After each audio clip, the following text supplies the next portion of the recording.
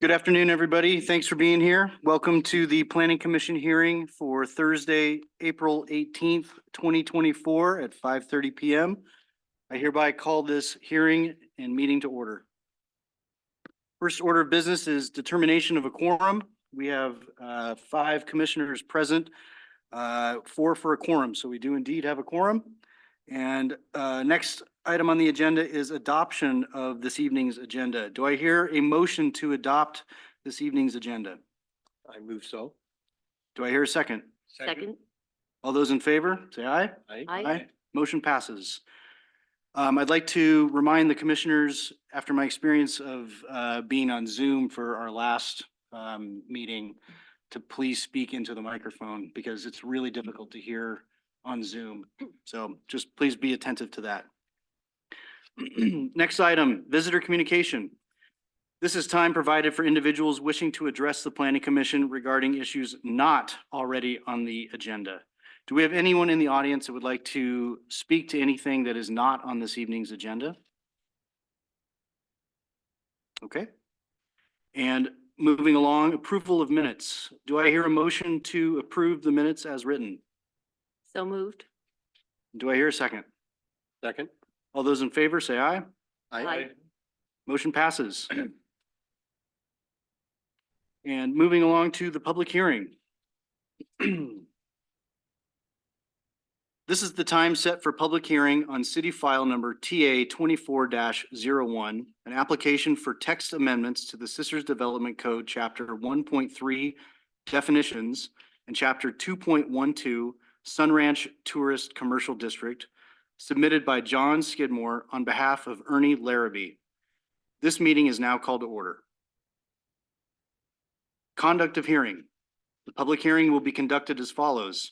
A, staff will make a presentation and commissioners may ask questions to staff. B, entry of additional correspondence received into the record.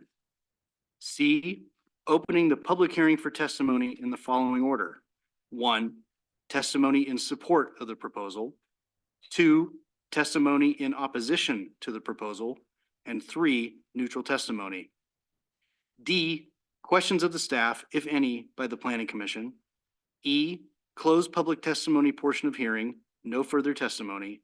And F, discussion and decision by the Planning Commission. Testimony. Testimony will be accepted in person and remotely via Zoom. If you would like to speak, please provide your testimony after you are called. If you do not wish to provide testimony, please say no testimony after you are called. Any questions should be directed to me as the chair.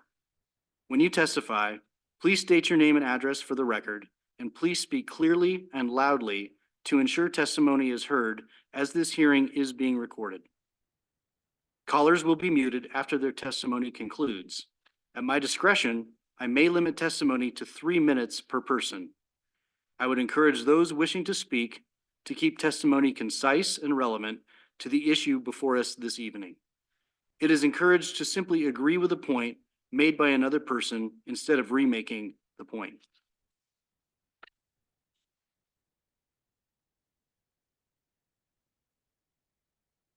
For the deliberations, the applicable substantive criteria are listed in the staff report.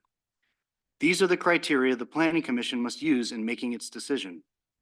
All testimony and evidence must be directed towards these criteria or other criteria in the comprehensive plan or other land use regulations that the person testifying believes apply to the decision.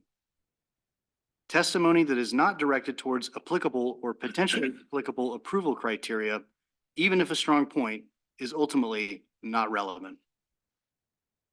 Failure to raise an issue with sufficient specificity to afford the Planning Commission and the parties an opportunity to respond to the issue precludes an appeal to the Land Use Board of Appeals based on that issue. Failure of the applicant to raise constitutional or other issues relating to proposed conditions of approval with sufficient specificity to allow the Planning Commission to respond to the issue precludes an action for damages in circuit court. Before the conclusion of the initial evidentiary hearing, any participant may ask the Planning Commission to provide further opportunity to present additional relevant evidence or testimony that is within the scope of the hearing. Disclosures. At this time, I'll ask if any commissioner has any conflicts of interest. If so, disclose the nature of the conflict and whether the member believes the conflict would preclude the member from objectively participating in these proceedings. Commissioner Retzman, I have no conflicts.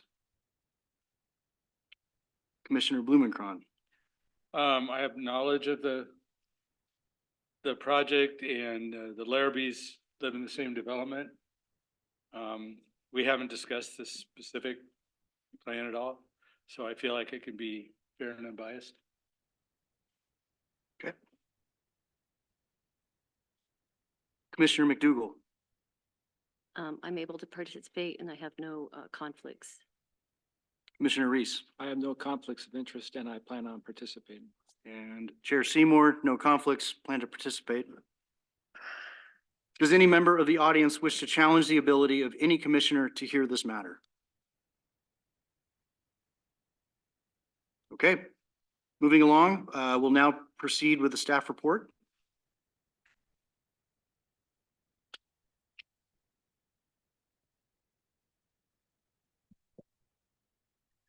Thank you, Chair Seymour. Good evening, Commissioners. I'm Matthew Martin, City of Sisters Community Development Department. I'm joined by Scott Woodford, Community Development Department Director.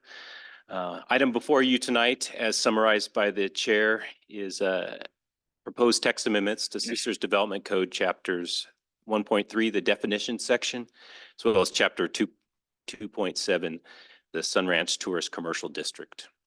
This is under file TA 24-01. Again, acknowledging is submitted by John Skidmore on behalf of the Ernie Larrabee. You'll see in the application materials, one point of clarification is those individuals are transposed on occasion, but are kind of one and the same, representing the applicant.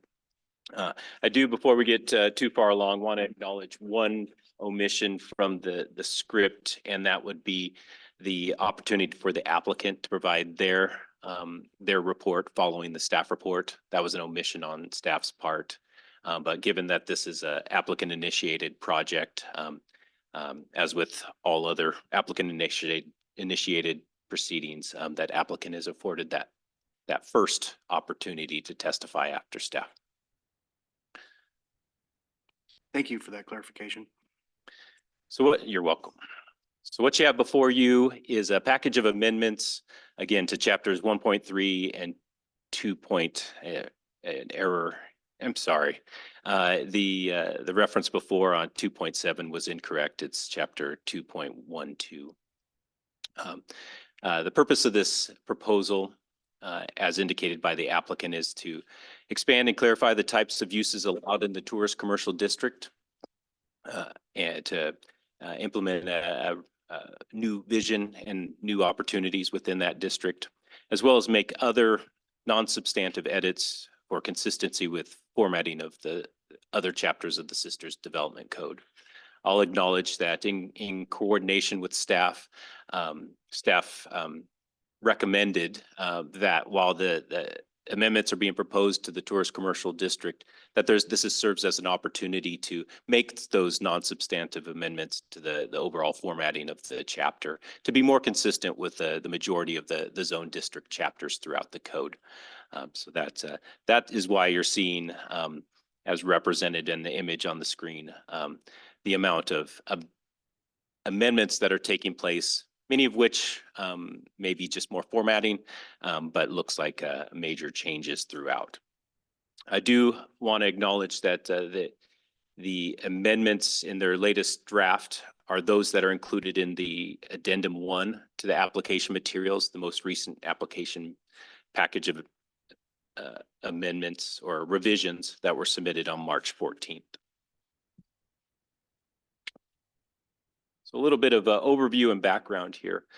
So the tourist commercial district is comprised of 3 properties, one in its entirety, the applicant's property, as well as portions of 2 other lots to the north of their property. The district itself encompasses just over 6 acres and is located northeast part of town at the intersection of Barclay Drive and Camp Polk Road.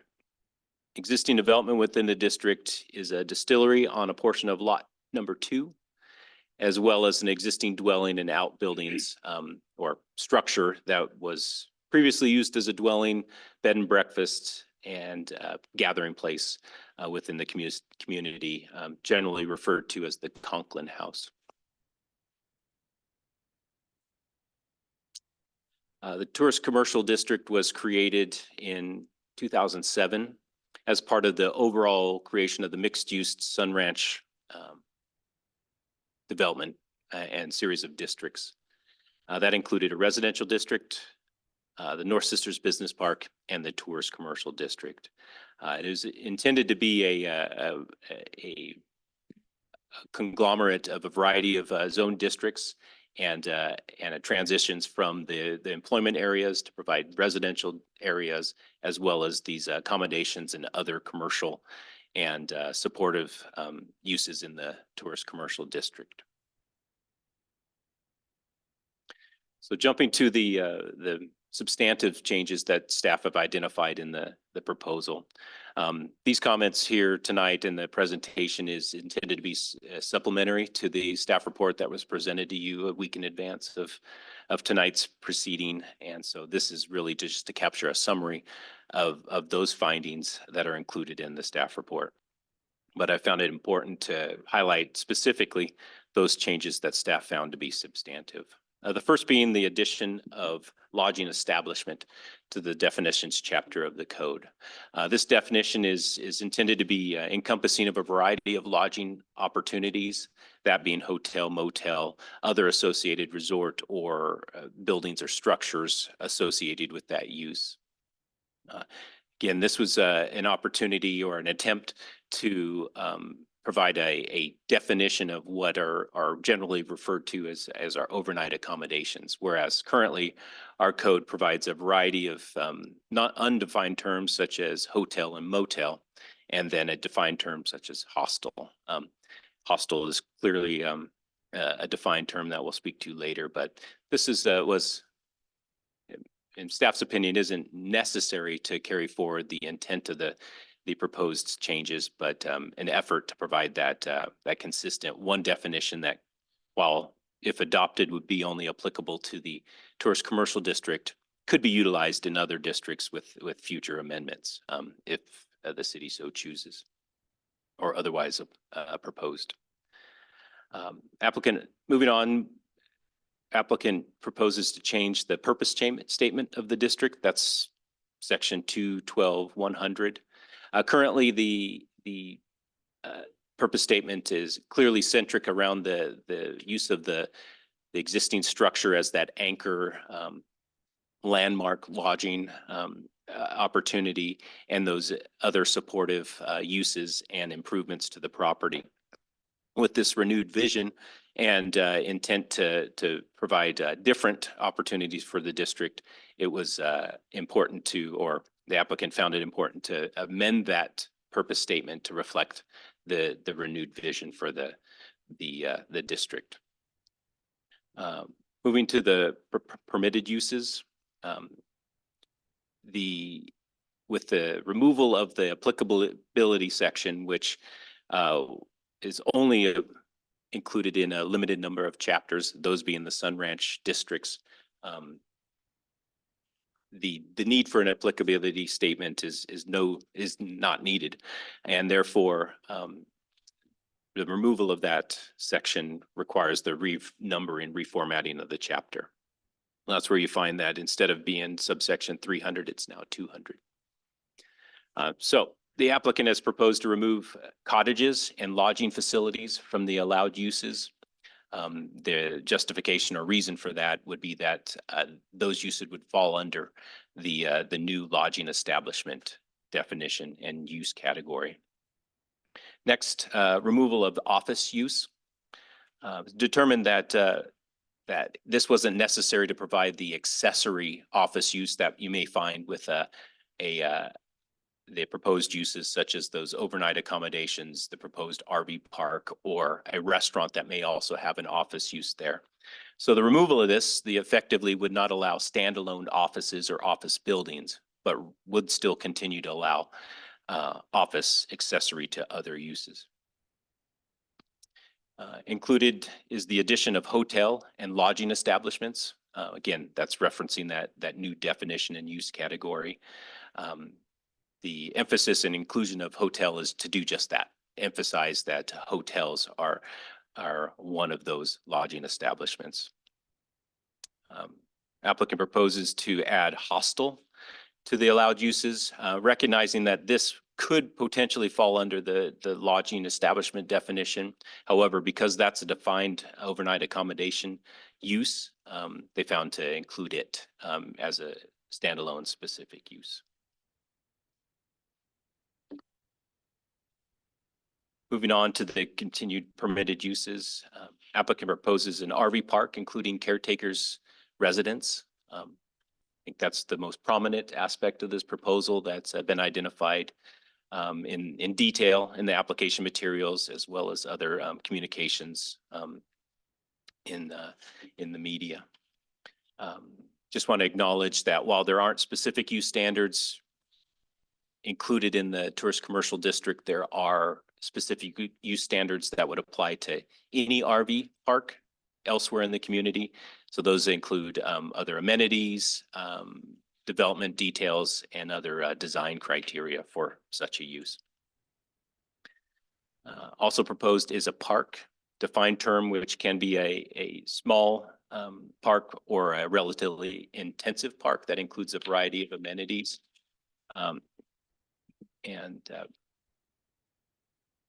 So this is to be a standalone park that doesn't have any constraints or specific use limitations as proposed. So within the current structure of the code, there's a variety of uses that staff and the applicant identify as being accessory to a lodging establishment or an RV park or other development. Those being a sauna type use, laundry facilities, trails, decks, other ancillary aspects of a development.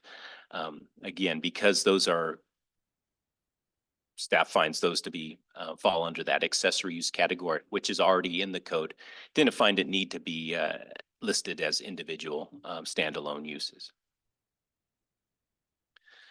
Currently in the code is a amusement use category, which is a defined term that can include a variety of amusement uses that are small scale, such as arcade or game room, all the way up to a more indoor amusement facility, that be a bowling alley or other relatively large scale. Now, currently in the code, it does identify that the intent is to provide those amusement uses that may be used primarily by the occupants of the lodging facilities or cabins, but it doesn't preclude larger uses. That game room or other type of amusement use could again be construed as accessory to another use of the property, and then does not need to be a standalone use, but instead, to acknowledge also included are the examples being kayak rental, bike rental, that would be again accessory to the lodging facility. But instead, the applicants proposed to provide small scale retail uses with the intent as described in the application is to provide those complementary retail uses. There isn't a specified limit that it be directed solely or be accessory to another use on the property. Currently, there's a term allowed use being special events or meeting facility, reception hall, or community center. Applicants chosen to refine that to just be community center or similar use. Community centers is a defined term in the code, and this community centers and similar uses is the terminology that's used in other districts in the community. So that's for consistency with other districts that provide such facilities. An important aspect of this is that instead of being a conditional use for larger community centers, those gatherings of 300 or more people, instead now it doesn't necessarily put a limit on the capacity, but does move it from conditional use to permitted use. The significance of that is that it would not be subject to the conditional use criteria, where we look at the compatibility and the overall impacts of a particular use, this being community center, as it relates to the surrounding environment and development pattern.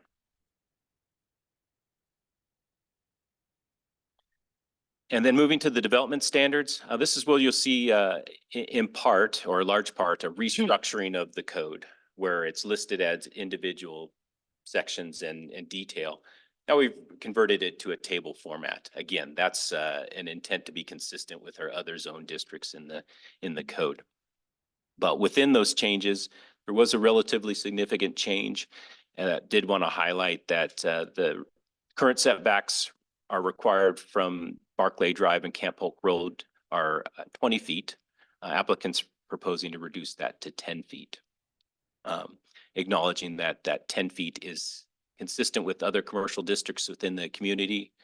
And so there's a consistency there, but recognizing also that the tourist commercial district is uniquely positioned in a different area of town and on small scale. Moving to the next section, special use or special standards for certain uses. Applicants proposing to remove this section in its entirety. These would apply to neighborhood markets, laundry establishments, and cottages. The need for these special use standards for cottages and the laundry establishments is no longer, because the cottages have been removed as a specific use, and laundry establishments are identified or staff recognizes as accessory to another use on the property. While neighborhood markets remain as an allowed use, the removal of these standards would remove the 50-foot setback requirement from Barclay Drive and Camp Polk Road, as well as the maximum square footage of 1,000 square feet. That means a neighborhood market, which is a defined term, is a small scale grocery store, but has a size limit of 6,000 square feet, absent any other specific size limit. And then lastly, the applicant proposes to remove the design standards specific to the tourist commercial district. Within the district, there's a requirement for 1900s rural farm and ranch house design. That's unique solely to the tourist commercial district. As I recognizing some of the design characteristics of the existing structures and the intended development design and aesthetic at the time that the amendments were adopted or the district was established. With the removal of that, those design standards, that would retroactively or directly apply the 1880s Western Frontier design standards that are applicable to all commercial districts and commercial developments in the city. Moving to the public comments that have been received.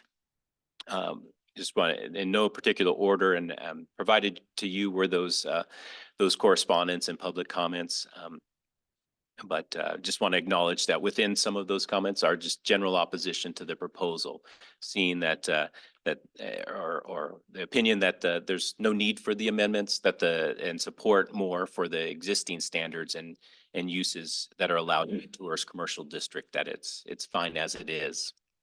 And further, that the amendments as proposed are not justified and in opinion don't meet the applicable review standards. The majority of the comments received were directed at opposition to a RV park use and those related impacts. Many of those came in response to a piece done in the Nugget newspaper that was prior to the application being submitted for formal review. So those comments were directed specifically to a RV park development that was the conceptual plan that was identified in the article. But nonetheless, it's important to note that the concerns that are identified are directed at the proposed RV park use, and those being negative impacts associated with traffic noise, light, and other negative impacts that are perceived to be an impact on surrounding areas. Those being those impacts being similar to the issue of compatibility with the surrounding use. Noting concerns over long-term occupancy within the park, and then a perspective that an RV park provides limited economic value or impact to the community itself. Comments noted an interest in and recognizing that they're a perspective that the existing buildings that have fallen into disrepair through the years do have an opportunity to be preserved and should be considered for preservation and refurbishment and use with any future or subsequent use of the properties. And then want to acknowledge that there have been multiple submittals that provide support for the proposed changes, recognizing that the new uses, the new vision for the district can cater to a changing tourism market and provides a mix of uses that will revitalize the property in the district. And RV Park as an overnight accommodation provides an affordable alternative to other more concrete, so to speak, lodging options in a hotel, motel, or short-term rental. And want to acknowledge that since the issuance of the staff report, multiple correspondence have been received and submitted into the record, and they're identified specifically by the date and time on the slide.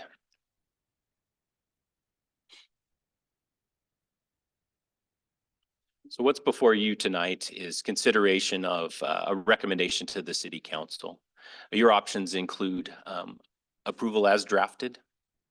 You could approve portions of the amendments as drafted, or approve with amendments to the package of amendments. And I want to emphasize that because there are opportunities to, if you have specific concerns, issues, or interests in how the policies of the community are applied to this district, you do have that latitude to craft this in a particular direction. So you're not limited to as it being specifically drafted, but you can provide, if it's design criteria, particular standards that apply to the district as a whole, or particular or specific uses within the district, you do have that opportunity. So I want to empower you with that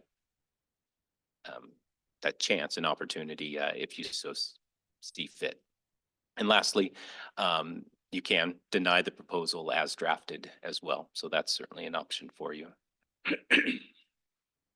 And lastly, just outlining that at the conclusion of testimony, you have a variety of options, that being to continue the hearing to a date certain, close the hearing and leave the written record open for a date certain, close the hearing and set deliberations for another date, which would provide an opportunity to digest tonight's testimony and dedicate some time to detailed deliberation, or close the hearing and commence deliberations tonight.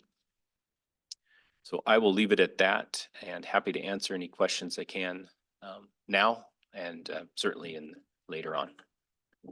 Thank you. Thank you, Matt.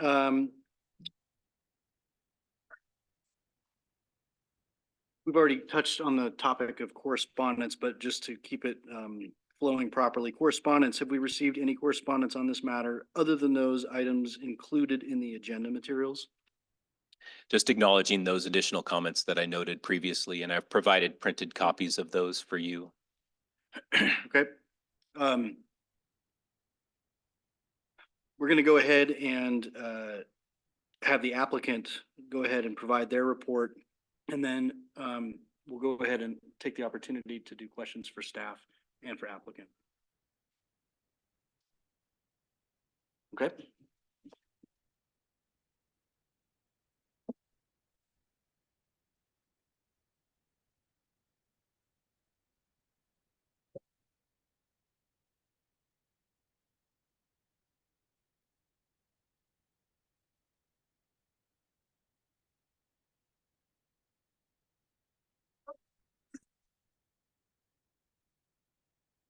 That better? Perfect. John Skidmore, land use consultant for the applicants, Ernie and Amy Larrabee. They're going to chat a little bit about their vision for the property, what they're planning to do, what they're hoping this text amendment allows them to do. But I also wanted to introduce the other members of our team that's been helping us develop this. We have Jen Bass, she's our landscape architect.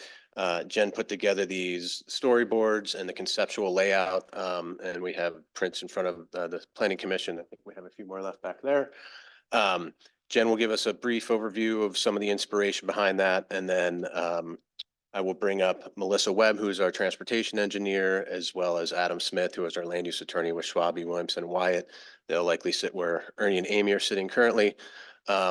And we will jump into the meat of the application, primarily focusing on where staff did a great job of talking about the specific amendments, the criteria to consider, or the factors of consideration to consider those amendments are in section 4.1.300, talking about consistency with statewide planning goals, your comprehensive plan, adequate public facilities and transportation facilities. So that's where we'll spend most of our time, but I just wanted Amy and Ernie to have a moment just to address the Planning Commission and give a little bit of their thoughts on the concepts that we're talking about this evening. Okay, well, I'm Amy Larrabee. It's my husband, Ernie. Ernie? So I just wanted to give a little bit of background. Ernie and I have lived here for 9 years. We have 4 kids.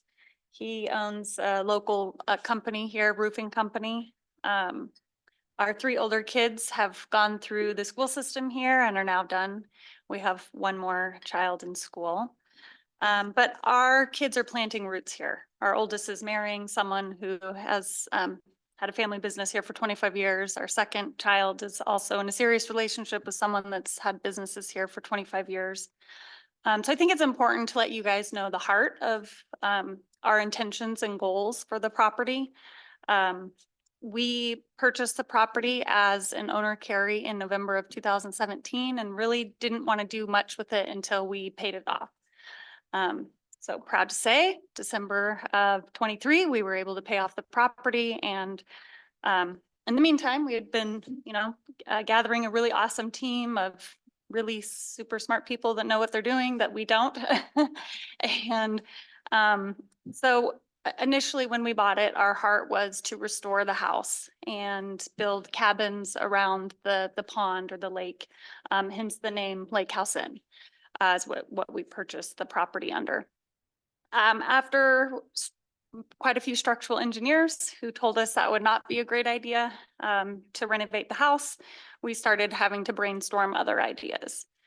Fast forward to COVID hitting, the ideas of building cabins and the cost of lumber just kind of got our wheels turning to, well, are there any other lodging establishments that we could do on the property that, feasibly and financially in this kind of market when hotels were shutting down that we could do. And so we kind of decided, hey, an RV park does bring an option for people coming in to, not have to spend on average $200 to $400 a night to stay in Sisters. We believe that it'll bring in consumers for the business owners for every festival, basically starting May through September. But most excited for us is the multi-use aspect of it. He has had a heart for the property to do something for the locals here. And so the part, unfortunately, in the nugget that they kind of skipped over was the whole aspect to the locals. So some sort of community center or gathering center, tap house type thing with fire pits, food carts. I personally am really excited about a fishing hole. We want to keep one of the existing ponds there and stock it and allow people to come fish with their kids or grandkids. There is a corner of the property, if you look at the map right there, that's in the flying zone. So we can't build anything there. And so that's why we decided to do the fenced dog park area for the people that have the RVs, or for people that want to come and go fishing. They have a place to hang out with their dog, which we really don't have anything like that in Sisters.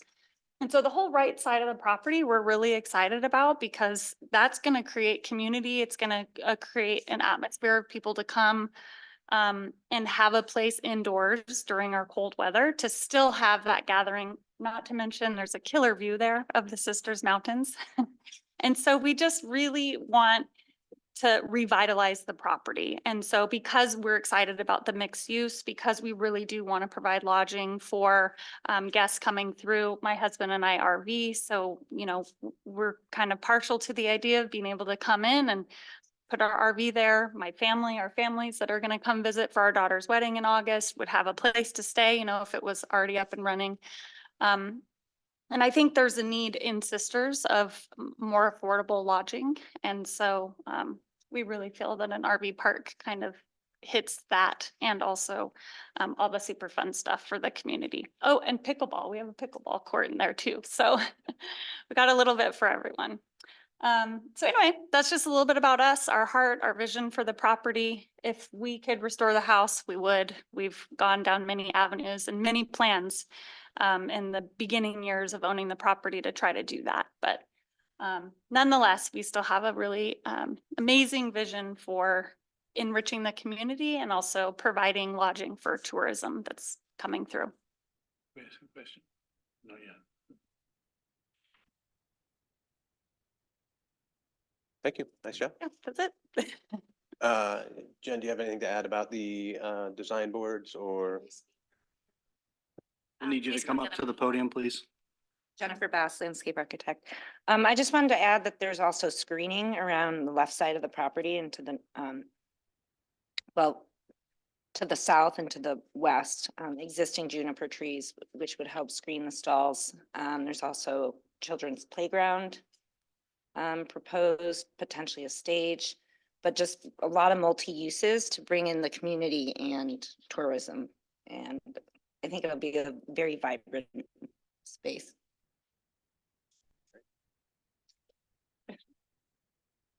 You too, Len. Yeah. Yep. So with that, thank you very much, folks. Nice job. We will dive into the application a bit more. Adam Smith, our land use attorney, and Melissa Webb, our transportation engineer, are here to hit more technical items if I miss them. So up front, what I wanted to list a few items, I think staff did a good job of laying it out, is the scope of the proposed changes in terms of what is a new proposed use. There's really only 4 of them. The RV park is obviously getting a lot of publicity, a lot of attention, but never have we veered from the intent of having a mixed use development on site. So yes, the proposal does have an RV park, but as Amy mentioned, we're looking to have other types of uses on site to appeal both tourists as well as locals. And so that is something that's been kind of lost in the conversation to date, but that is a key focus. It was a key focus of when we developed the Sun Ranch Tourist Commercial District almost 20 years ago. The whole mix of uses by having restaurants, lodging, and gathering spaces is nothing, none of that has been lost. It's just a different chapter in the story of that property. The other uses we've proposed that are new is a hostel, a park, and then as staff mentioned, this amusement use is really meant to be a place where you could go and rent a bike or get some tackle to fish in the pond or rent a kayak. So we weren't looking to do a Chuck E. Cheese's. We wanted to have like a retail facility where somebody could rent bikes from if it made sense on the property. The overwhelming majority of the red lines are formatting that was based on conversations with staff and at their request. So yeah, as Matt mentioned, going through from design standards that are in paragraphs to tables is just more consistent with the rest of the Sisters Development Code. So when they asked us to do that, I spoke with the Larrabees. They were happy to do it. Obviously, there's an expense to them to be doing this, but they wanted to work with the city to update the code. So that's easier to implement moving forward.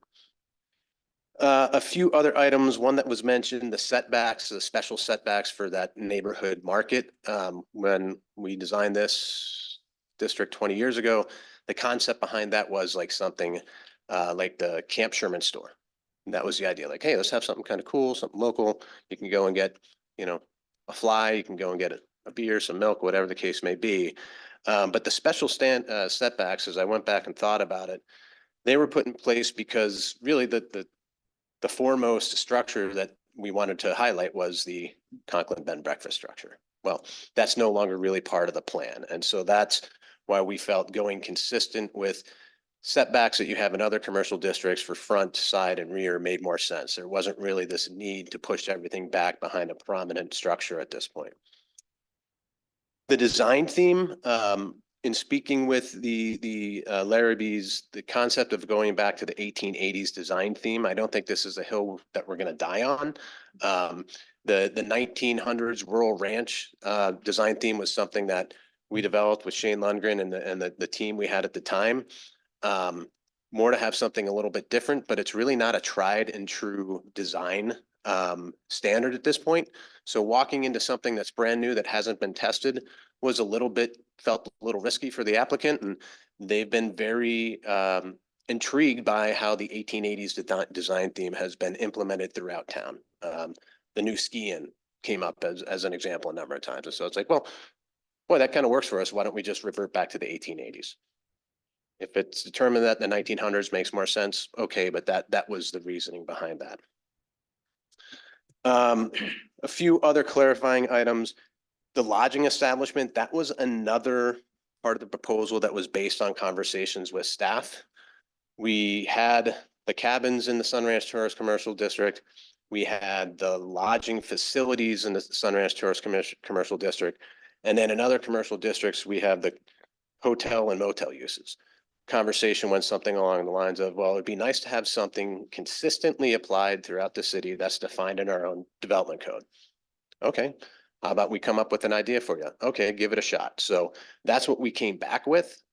Frankly, in an effort to kind of simplify things, I think it's gotten a little complicated. It's definitely been a confusing component of the conversation.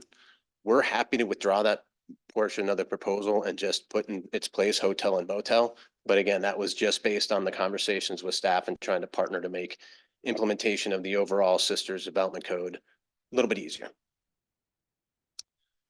One thing that I think warrants some consideration and just recognition is the success and the contributions that certain developments throughout Sisters have provided to what is a very unique, a very interesting culture and characteristics of Sisters that have been developed.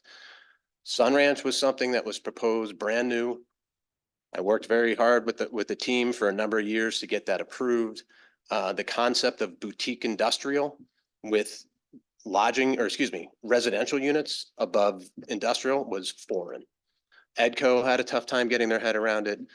Members of the community had a tough time with it, but we recognized that light industrial as we understood it really didn't fit in Sisters in that way. And so we were very intentional in terms of designing that district and the residential district and the Sun Ranch Tourist Commercial District around certain visions. I think the visions for the industrial park, the boutique industrial park, and the residential have played out very well. For a variety of reasons, the commercial property just never really got kicked off the ground. We had momentum. The Great Recession hit. Things went poorly for a while, and it sat. And so that vision for the Sun Ranch Tourist Commercial District was very tailored to a vision that made sense in 2005, 2006. At that point in time, Five Pine hadn't even developed any cabins yet. I don't think their first cabins were developed until 2006, 2007. The cabins behind City Hall here obviously weren't around. And so kind of looking at the market and seeing what was popular, what the price points were, what the complaints were from visitors to Sisters when the city hired Eco Northwest, that found that lots of people love coming to Sisters and spending money and doing the great things in Sisters that you can, but they just can't afford to stay here. I saw something where recently it's like $300 a night was the average cost of lodging overnight. So that was kind of something that also made us start thinking like, hey, maybe the next chapter of that particular property should appeal to a wider array of folks. And so I know there was some current concern with an applicant initiated text amendment, but Sun Ranch is a result of one of those. We worked very hard with Five Pine to implement that master plan in a highway commercial district that really didn't contemplate what Five Pine was. And I was very lucky to be able to work with the Willits family to implement a vision for a property that now I think is a very, very important part of the Sisters story. I think Sun Ranch is as well. I'm a huge fan of the barn. I think West Coast Lodge is great. This is just one more opportunity for Sisters locals to do something pretty cool in your town that's going to contribute to your culture and to your economy in the long run. So that's how we came up, or I would say those are some of the reasons that we came up with this concept. And also, I think we should give members of your community credit for the great work they've done for the community and maybe be supportive of innovation when folks have different ideas. There's not an RV park that I know of that has food carts, a tap house, pickleball courts, a fishing pond, and you can walk down to, what is it, Little Pondaroo is the new festival in the fall, or no, I think it's in Pondaroo. June. Okay, and Pondaroo, be able to walk to the quilt show. So it's a very, very unique location with a really cool opportunity to try a different type of lodging with a different set of amenities in it. With folks who live in the community, love the community, and are part of it. So wanted to make sure to get that out. Now I was going to jump into kind of the boring part of the criteria that you have in your code, but Adam, I don't know if you have anything that you wanted to add before I move Nope. on. Not yet. Okay. I think if you look at this, yes, we're proposing some new language, but it really comes down to the criteria that you have in section 4.1600E, which are your decision-making criteria for text amendments. And that boils down to 4 different items that our burden is to demonstrate consistency with, and that is consistency with statewide planning goals, consistency with the comprehensive plan policies, explaining and demonstrating that you have the capacity of public services to serve the property, as well as consistency with the transportation planning rule. So I'll go through each of those briefly. In terms of consistency with the statewide planning goals, I will focus on goal 9, economic development. Your adopted comprehensive plan has a supporting document called your economic opportunities analysis. And then you also reference the Sisters Country Vision. All of those documents have a recognition of one of your focused industries, target sector or target industries moving forward has been, will continue to be tourism, and looking to expand opportunities to get more folks to come here and support the businesses in town.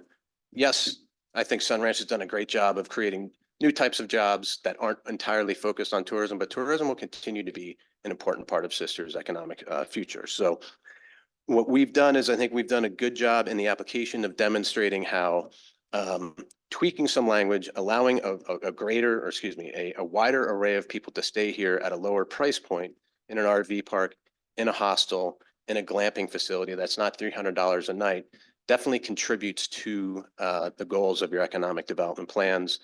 As I mentioned, the city did commission a survey with Echo Northwest that did a survey of tourists coming to town.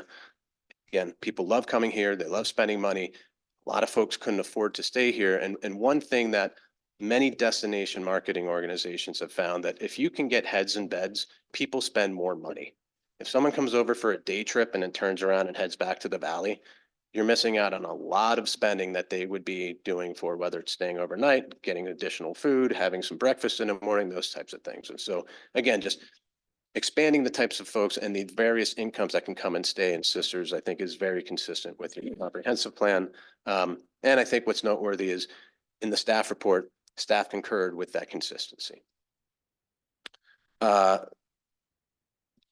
Moving on to the comprehensive plan, the section 2 of your comprehensive plan stresses the need for a land use planning process that's based on an adequate factual basis. I think we've provided a lot of data from the RV Industry Association, from Visit Central Oregon, from your own survey that was done by Echo Northwest. We provided the documentation and an adequate factual basis for you to be able to say, yes, what is proposed is consistent with state law. It is consistent with our comprehensive plan policies relating to economic development. We've explained how travel behavior has changed. Van life phenomenon really is a thing. You really can't throw a stick in Central Oregon without hitting a Sprinter van. They are a very popular way for people to travel. RV sales have increased substantially in the past 20 years, about 60%, and a core buyer of those new RVs is a younger demographic.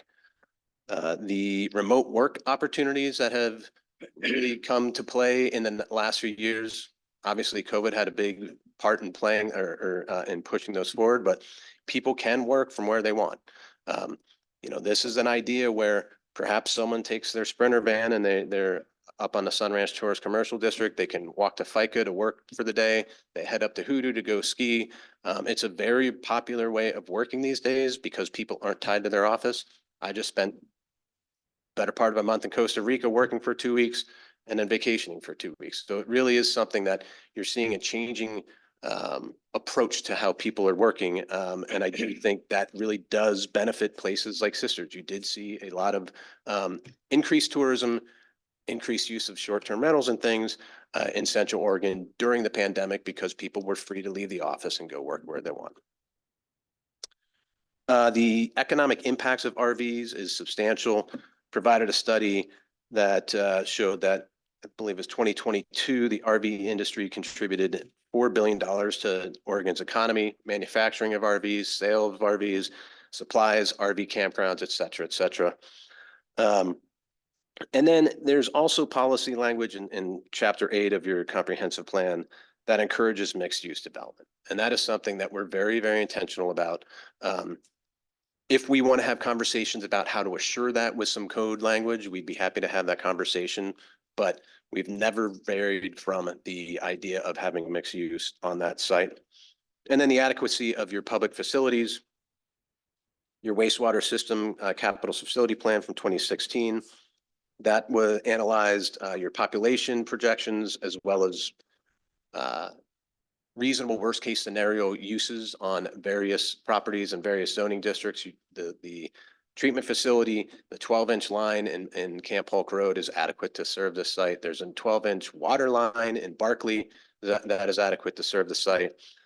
Transportation, I was going to let Melissa hit on that. She provided a transportation system plan analysis. And then more recently, based on some public feedback, there were a few comments that opined that RV parks generate more trips than a more traditional hotel. And so Melissa did an analysis comparing an 80-unit RV park, which isn't what's on the concept plans, compared to Five Pines. I think it's a 44-unit hotel, as well as the Ponderosa, Best Western Ponderosa with a 78-unit hotel. So with that, I'll hand it over to Melissa.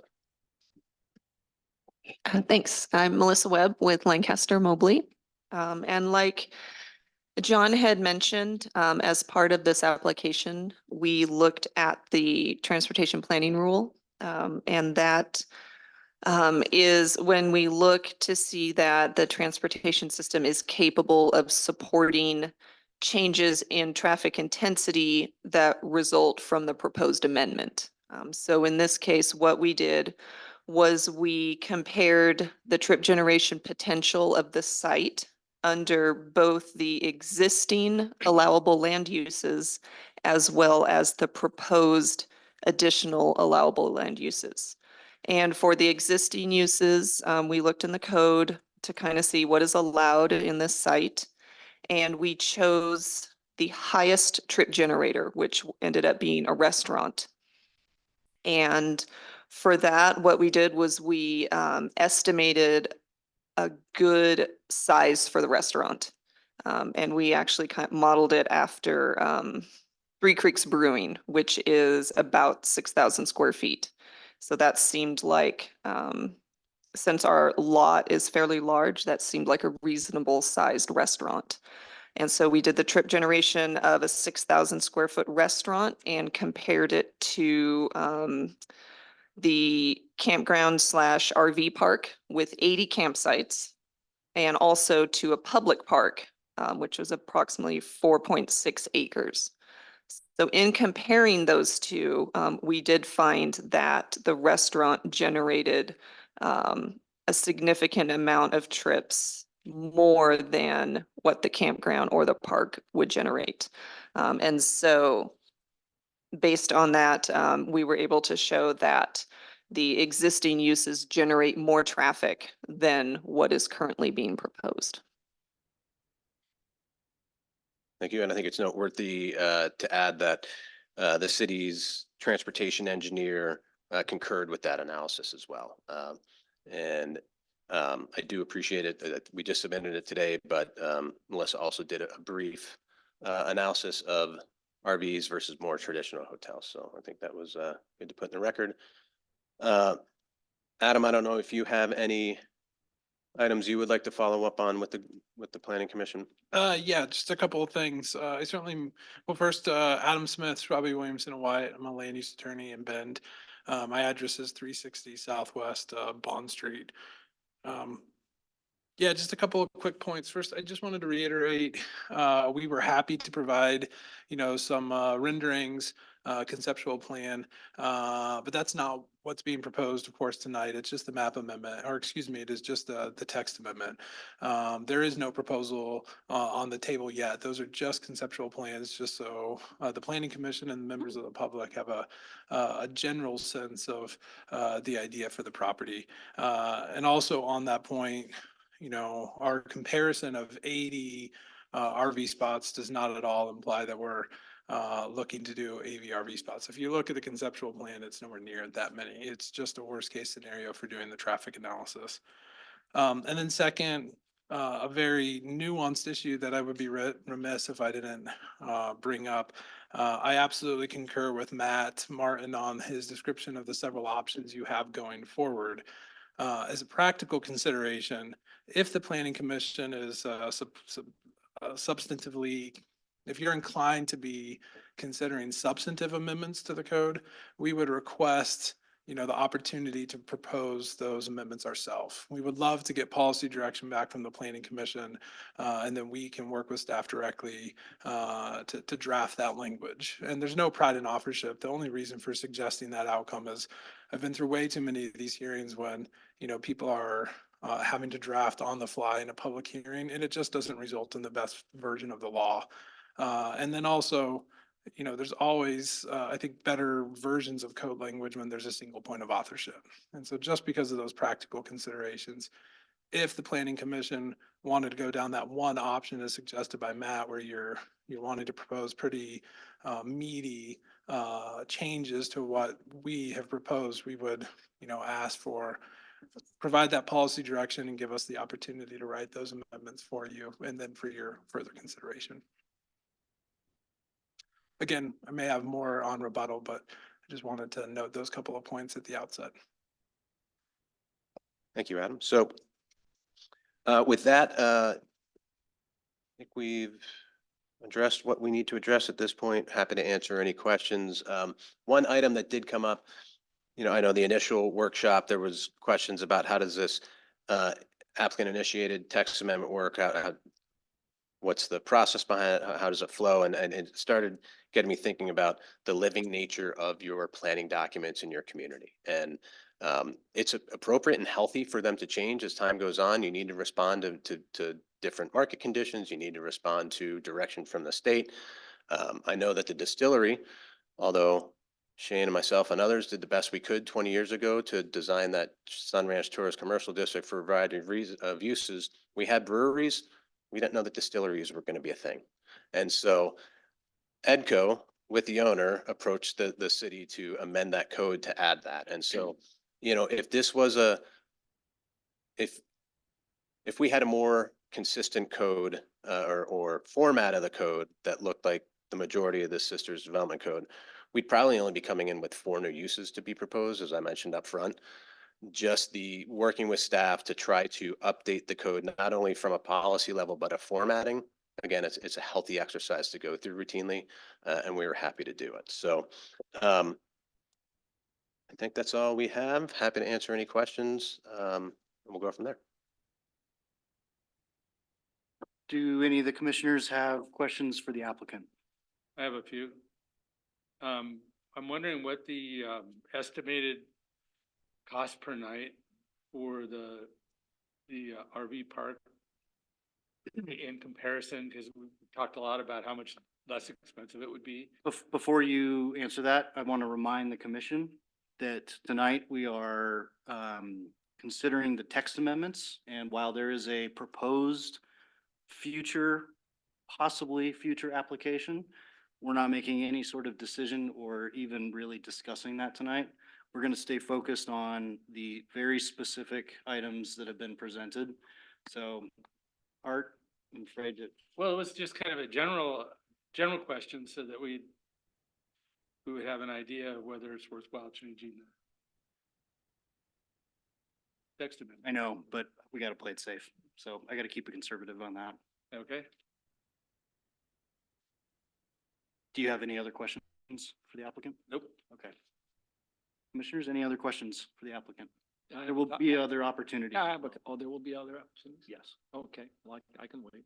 Well, if you have them, I would Oh. suggest asking them now. Yeah, on some of your intro material, you make reference to landmark lodging, overnight accommodations, glamping style structures, boutique, high-end RV park.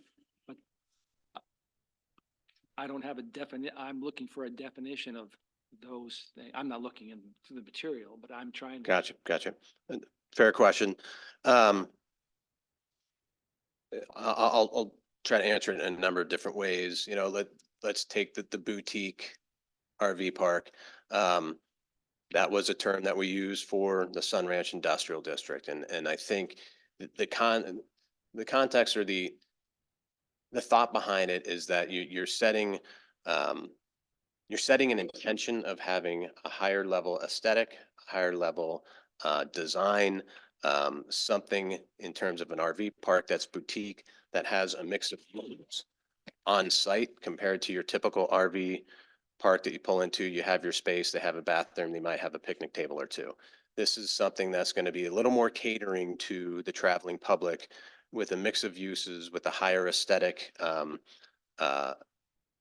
value on site, as well as we understand the location, we understand the concern about looking in an RV park from the exterior. So what are the design considerations we're going to take into planning, such as enhanced landscaping, berming, those types of things that provide a very nice look, provide a nice feel within it, doesn't necessarily create, we're not going to be doing a brick wall along Camp Polk Road. It's really more of an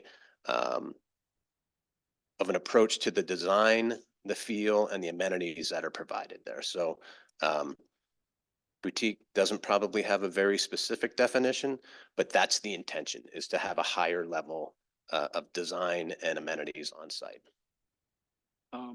Let's see, where was it? Glamping style structures. So glamping is actually defined by Webster's dictionary, but glamping is really an enhanced and higher end approach to camping. And so it might be a very nicely appointed canvas type 1-bedroom, 2-bedroom tent. It could be something like there's a very nice place in Dayton, Oregon that has these higher end Airstream campers that are there permanently. They've been renovated. They have phenomenal kitchens. They have a fire pit. They have a picnic table. They have bikes. It's those types of, yes, you're going and you're roughing it in the woods, but you have electricity and you have heat and you have a kitchen that you can cook in as well. Regarding the parking, the street traffic, excuse me. I know from experience, RVs are longer, larger, slower. And when you have more than 2 or 3 waiting to get into a RV park, there can be problems with people parking on the street. And I wonder if that would be addressed in the design, I'm sure, because you wouldn't want to have a line of 5 or 6 vehicles waiting to get in, camped on. So that's why comparing traffic with cars versus RVs is kind of It's a little different. With specific site design, we would work with Melissa on turning radius, turning radii throughout the facility, how to handle it on Camp Polk Road. Amy, we had chatted about the various RV spaces. We're not looking to, what were we talking about? And so we have Here, why don't you come up here? on the exterior, that's currently lined with, all the trees and shrubbery. We have 14 spots that are conducive for 40-foot RVs. And the rest, everything inside is all going to be for the 24-foot Mercedes Sprinter vans or like the 12-foot conversion vans.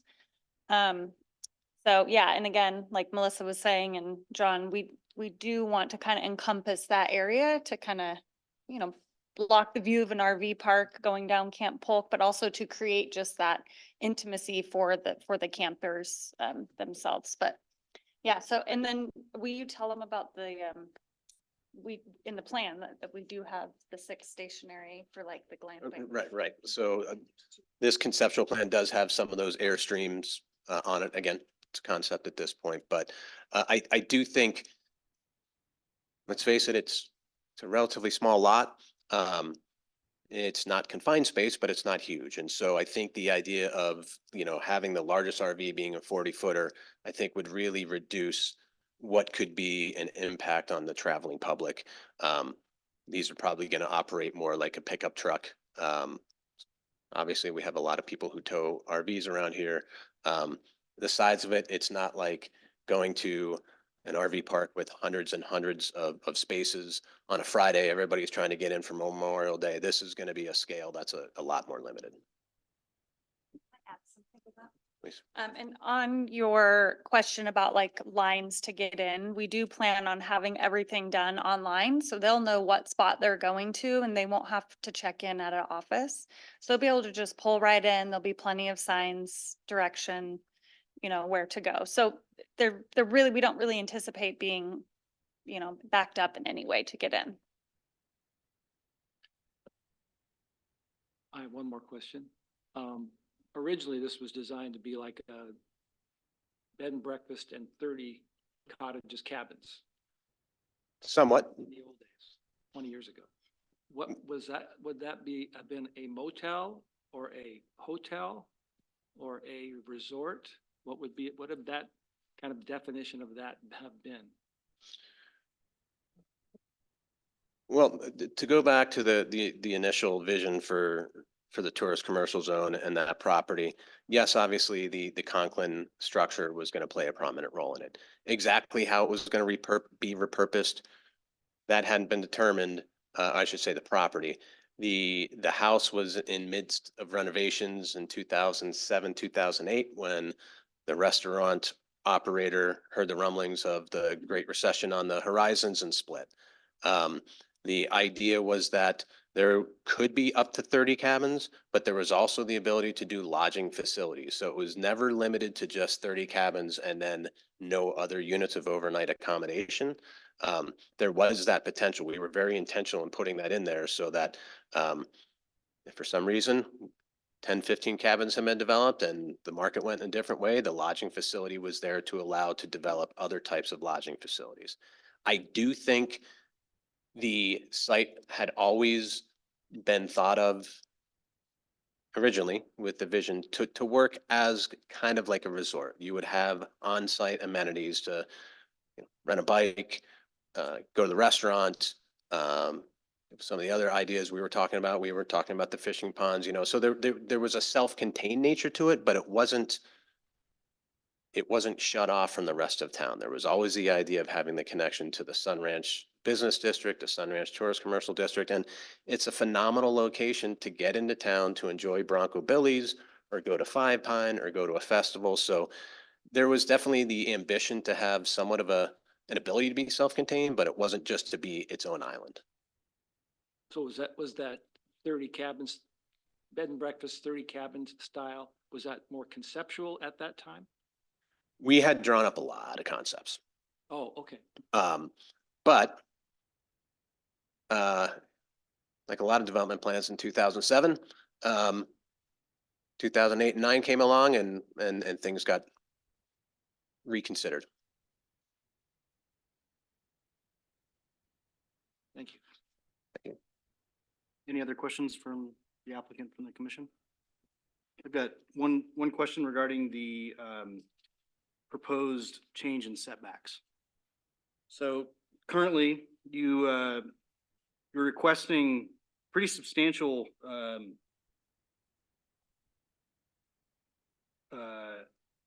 diminishment of setbacks, correct?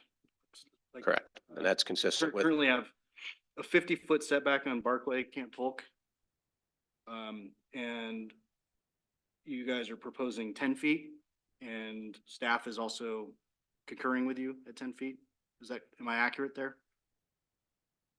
I haven't heard staff say that's a bad idea. What I did hear staff say was that that is consistent with our other commercial zoning districts. Okay.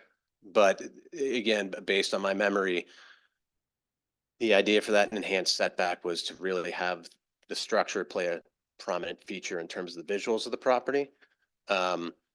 You know, at this point in time, and 2007, that was kind of on the outskirts of town. It's actually really cool to come back and see how much that area has developed. You're now in a city as you drive by the very northern portion of the Sun Ranch Residential District and you pass Sun Ranch Road.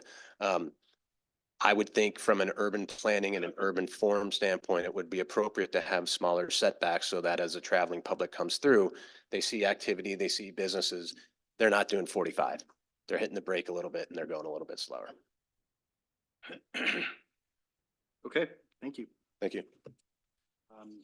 We'll go ahead and circle back now to questions for the staff.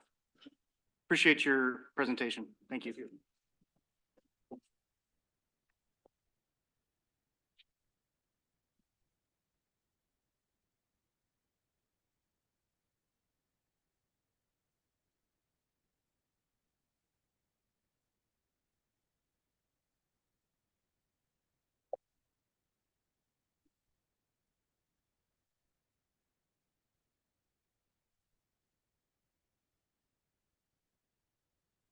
At this time, any commissioners have questions for the staff? I have one. Under, adding the RV park. I understand there's definitions elsewhere in the code to the park, but then over on the right here, there's suggestions that we talk about, length of stay. So is that not conditioned anywhere in any of the other RV park definitions? Yeah, correct. Within the definition of recreational vehicle park, there is no, and the specific use standards, there are no specificity on the duration of stay within the recreational vehicle park. So the note in the matrix that I prepared was acknowledgement that if there was a concern or an interest in providing that frequency of turnover, the limited duration of stay to provide that temporary overnight accommodation similar to a hotel or other short-term occupancy. But since there's no proposal yet, can we even talk about that? I mean, Jeff is saying there's nothing definite, so would we talk about it here or would we talk about it when there's a proposal? I think now's the opportunity to speak to what the development and design criteria may be for a particular element of the package of amendments. So we want to be mindful of speaking too specifically to the conceptual plan that's being presented, but rather seeing that as a potential as we contemplate what the overall design and development characteristics or operating characteristics may be of a particular use. Similar to the size limitations that are being proposed to be changed. Well, one example is the size limit on retail uses that they're proposing of 1,000 square feet. Existing in the code are some hours of operation limitations that for the neighborhood market that they are proposing to change. But that's another example of operating characteristics or time, place, and manner standards that could be considered as part of any recommendation. Okay. And in city planning in general, not just in Sisters, are there density standards for RV parks?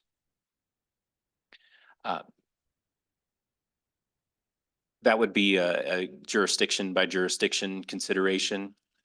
In my review and preparation for tonight's hearing and review of the application, I did look at prior codes in the city. I didn't find it relevant to reference in any documents, but the standards that are applicable to RV parks have changed over time. And I referenced that because there was a point where there was a limit of 15 RVs per acre for RV parks. That has since been changed and removed from the RV park specific standards. So that's one example where a density or a maximum number was a formula was applied here in Sisters. I'm sure you could find other examples. Which is different than a mobile home park. Correct. So as you contemplate if it's these amendments such as duration of stay, number of units, if it's based on a formula of units per acre, for example, or footprint, a percentage of a property that may be occupied by in this case that we're discussing, RV park development portion of any development project. Those are considerations that I think would be under the purview of the Planning Commission to consider as part of time, place, and manner or design and development standards. I have questions. So in the land use table, it says RV park including caretaker's residence. When it includes the caretaker's residence, does that mean that that's required or that it's optional? I interpret that to be optional. But it's an acknowledgement that it's not a standalone single-family dwelling as a standalone use, but rather that it incorporates a caretaker residence option for on-site living quarters for the management of that use. Thank you. Let's see. Commissioner Reese had asked about cottages, and I just wanted to circle back and the cottages, I'm just looking for a reference point. The cottages that are on Adams that were built, that's now categorized under hotel and motel? Is that true? Are you referring to the Sisters Cottage Inn? Yes. Okay, Yes. so just point of clarification, that's on corner of Main and Locust. So Main. what Sorry, I'm one thinking street like- closer. Yeah, just wanted to give Thank you. everybody the point of reference. So in the community, there's a newly developed, it's called Sisters Cottage Inn. That is multiple separate structures, but for the purposes of land use and the use category, that was reviewed as a hotel. Okay.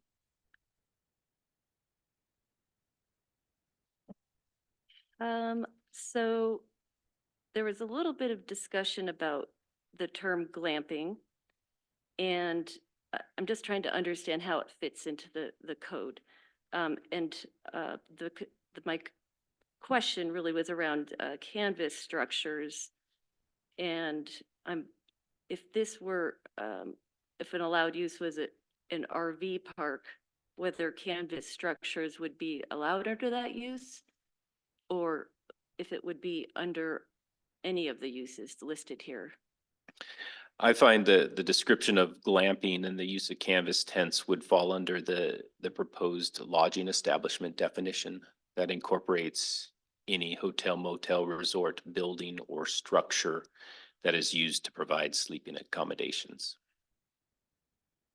Great. Emphasizing structure. And then this is a point of clarification. One of the concerns about the potential changes was that the existing buildings can be preserved and refurbished there's really clarification. There's nothing in our code or language that could require the applicant to do this. Is that correct? That's correct. Yeah, for the purposes of it being, quote, historic, I recognize the importance to the community and the history associated with the property and the structure itself. But for the purposes of required preservation, it's not a designated historic resource that requires protection and preservation. But rather that was a professional's opinion that works in preservation of older structures, that a quick assessment was that and encouraged the preservation. Yeah. I just wanted to clarify. Thank you.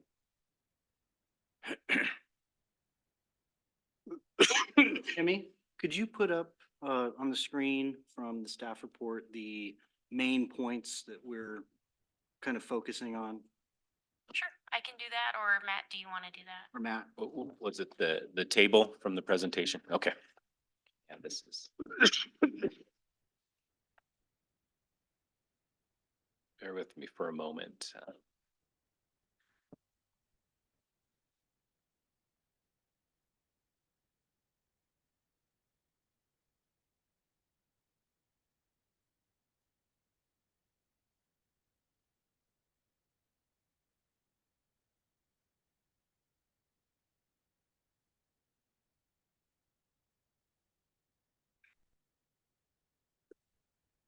Page 1 of the table.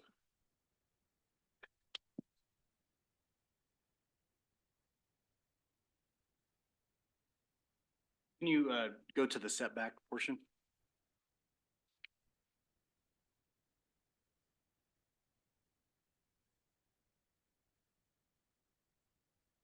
So with respect to the 50-foot setback, the proposed change of that, and your comments being the 10-foot, just to confirm, that's consistent with other commercial zones throughout the city. And that's how we came to that particular number. Initially, that's what the applicant proposed, the 10-foot, but confirming that, yes, the 10-foot setback is consistent with the highway and downtown commercial district setback requirements. 50 feet was just for the market anyway, right? And I did want to clarify that the additional 50-foot beyond what's currently there's a 20-foot setback for all development or all buildings, but there is a special and increased setback of 50 feet for neighborhood markets. All right, thank you. I just needed the clarification. Do we have any other questions? Rick, do you have any questions? No. This time? Okay, If I could, while here, and again, need to speak to the proceedings and the sequence. My apologies for the script. That's clearly an example from a city-initiated legislative amendments, but I just want to acknowledge that at the conclusion of all testimony, that the opportunity for rebuttal is always afforded to the applicant. okay, Thank you. thank you. So with that, does the applicant wish to have any rebuttal with respect to the questions that were asked to staff?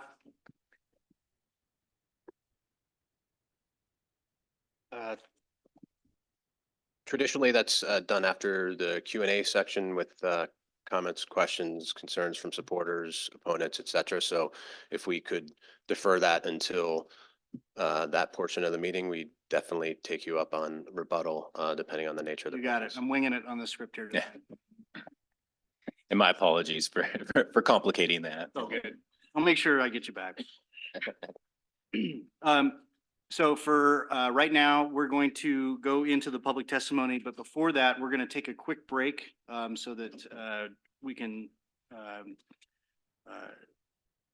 come back refreshed. So starting at 7 PM on the dot, we'll go ahead and start public testimony.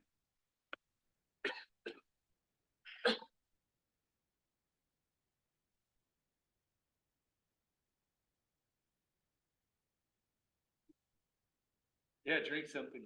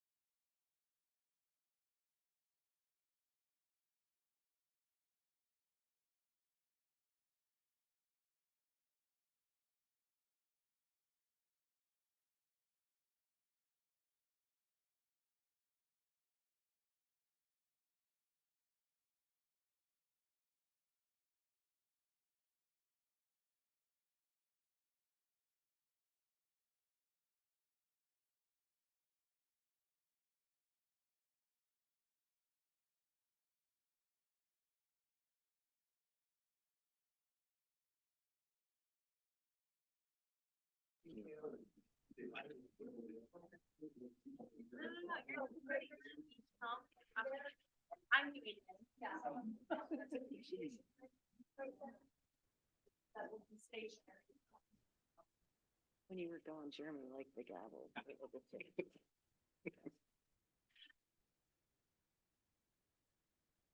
All right, folks, we're gonna go ahead and get rolling. We ready to go, Emmy? We're all good? Okay. And we're gonna go ahead and resume the hearing for file number TA 24-01. And we're gonna start it off with public testimony.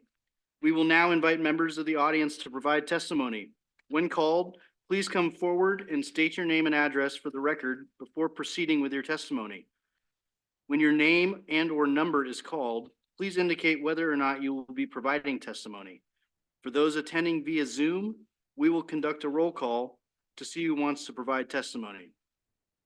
So we're going to start off by going with the folks that have signed up with their sign-in sheets, and then we will go back to Zoom and see if anybody wants to speak that is on Zoom. And then we'll come back to the live audience here and see if there's anybody else that wants to talk tonight. So first person that we have is Charlie Stevens.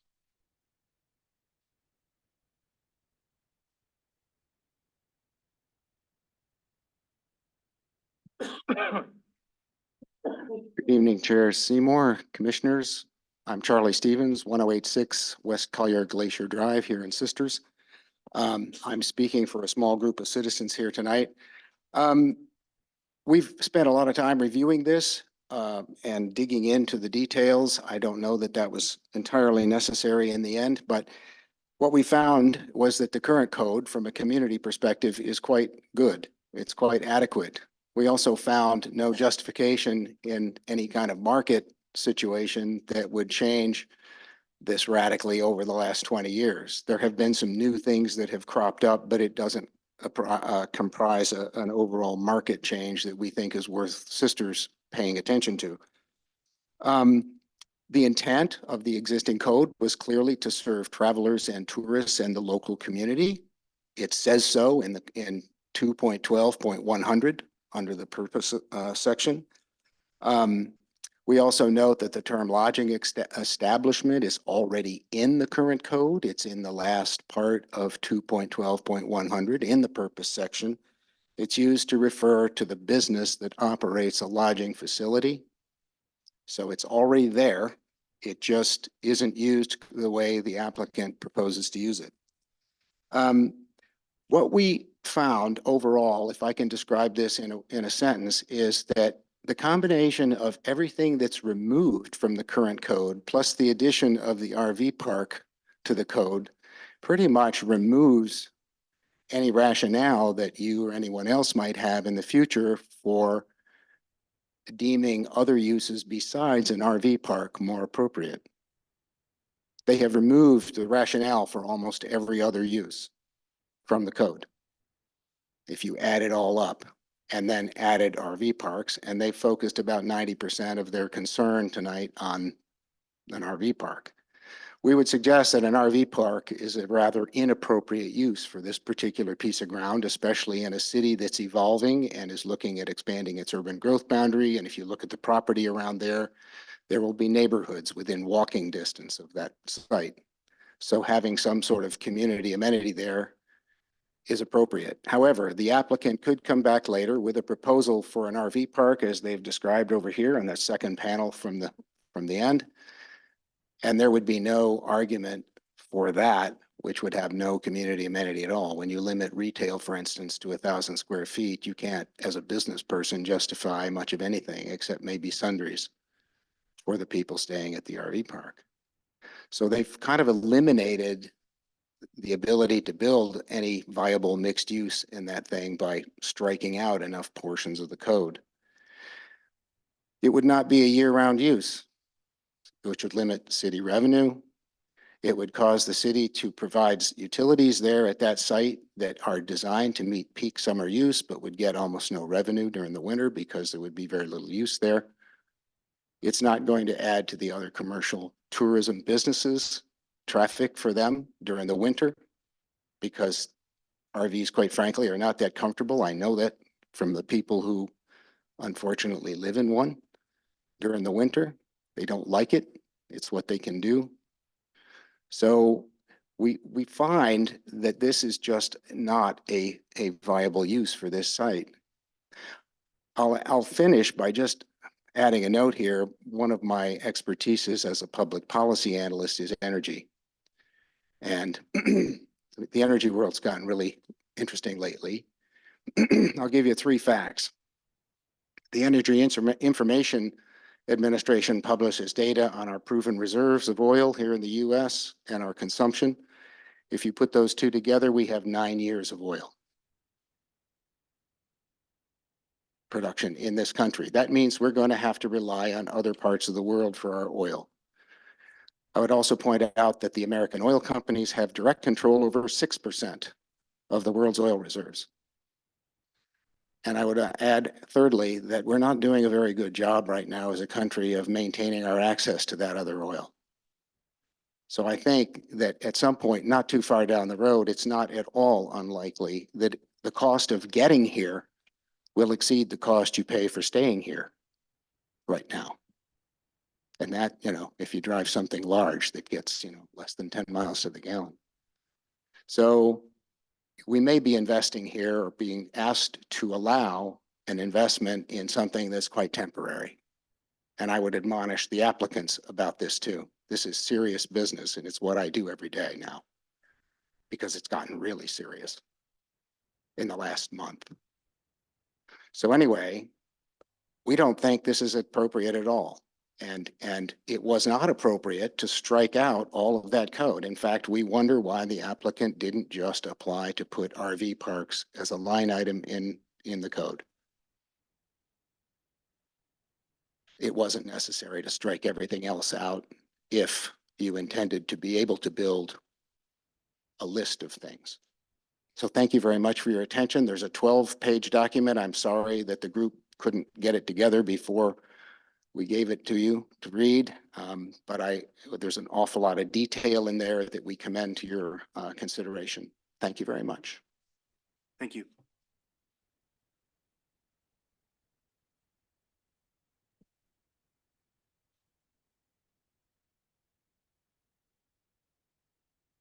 Therese Kohler.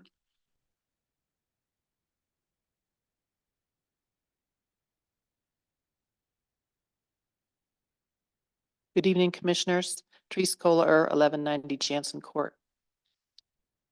I am part of the group that Charlie is in, Better Living in Sisters, and I sincerely hope you take the time to read the document. I think you got it by email yesterday. That goes through in great detail all the proposed code changes and our response to them. I live in Grand Peaks. I walk by this property all the time. I'm the only person I've ever seen walking down Barkley with my dog and looking at this property. I also have been to many an RV park. I have been to premier resort RV parks, KOAs, and this is nothing you want near residential districts. It just isn't. It won't be like a Five Pine. Five Pine is unique. Five Pine has made itself a place where community members can go. Five Pine has a lot of space to do that. And they've had decades to work with the community to make it available. You can go anybody can go to Shibui and get a massage. Anybody can walk through their trails. Anybody can access the Peterson Ridge trails back through that way. This won't be that. And if I was thinking of coming to Sisters and parking my rig for a night, I wouldn't want to be in that location.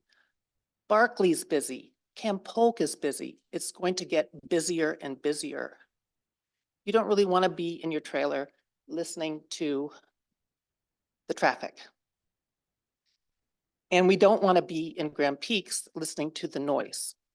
There will be a lot of noise. People run their generators, people bring their kids. It's great. I'm not against RV parks per se. I'm against them in this location. And I'm against them at a future time in Sisters where there will be more houses around there. And hopefully there will be a mixed use kind of way to utilize this property by somebody somehow. I also read online the many, many emails, comments you guys have received over weeks and months. The community is not happy with this idea for the most part. And we talk about the livability aspect of Sisters, about appealing to both tourists and the people who live here. And I just don't see this panning out. I mean, I wouldn't make a beeline for a food truck in an RV park. I mean, I just wouldn't. Maybe this one will be, or the plans for this one will be really different from that, but I haven't seen anything like it, and I've been to some really expensive RV resorts to stay. What I don't want to see happen too is that the city gets to a point where, like with Space Age, we're presented with an application for an RV park, and the code has been so set up that it's impossible or nearly impossible for us to make a case that it shouldn't happen as the people who live here. And I applaud the city wholeheartedly that this time we are getting more of a heads up that this is underway. And so we have the ability to weigh in. My hope is that you either deny this application tonight in its entirety, or you punt and keep all comment open and think about it some more and get more input. Thank you. Thank you. Mercedes Murillo.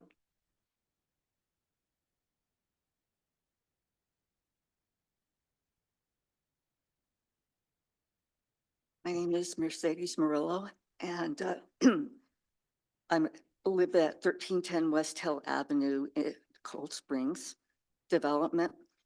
And my husband and I, we moved here in the middle of the COVID scare in 2020. And one of the reasons that we chose Sisters to live in rather than Bend or any other nearby town, we read the Sisters' vision. And that was kind of the final closing. We liked the vision for the future of Sisters, and we want to be here for that. We also want to ensure that the community has protections from adverse conditions that could be imposed on the community by certainly these changes in the development code. As we see it, the development code is being changed, flipped on its ears, gutted for one subdivision parcel that in effect will change wholesale the nature of the future development for all time and for all the Sisters. Adverse impacts are not only not addressed, they are circumvented. And they're circumvented for this purpose, but will affect any other type of future development plans. It's open season. I have, my personal observation is a disturbing tendency of the commission to ignore the vision that was set forth and in hopes to apply it to define the nature of Sisters. It's just not addressed. I can't find any any reference to it in this or certain of your other proposals. I feel that you're relying on the intention of the community and surreptitiously want to implement radical changes that don't require, for example, operational or tax reporting obligations for other hospitality businesses. And that's not fair to them. Issues such as sanitation, the conduct of guests, management oversight, infrastructure requirements. I see this lovely map, and all around this parcel, it's white. There are no neighbors shown. There are no consideration of the surrounding properties and the residents. I've never seen this before, and I've never seen it so flagrantly discussed and tried to pass off as something that is necessary. And so I'm just wondering, in what universe is this any appropriate way to conduct the city's business? I would appreciate a little more exposure and a little more time and consideration to address any adverse impacts. And I'm sure that with some cooperation and some compromise, we can come up with a land use and a business model that will benefit the landowners, the city, and not impact the community for the future of Sisters. We're not anti-business. We just would like to see a little more attention paid to the details. Thank you. Thank you. Nadine Sims.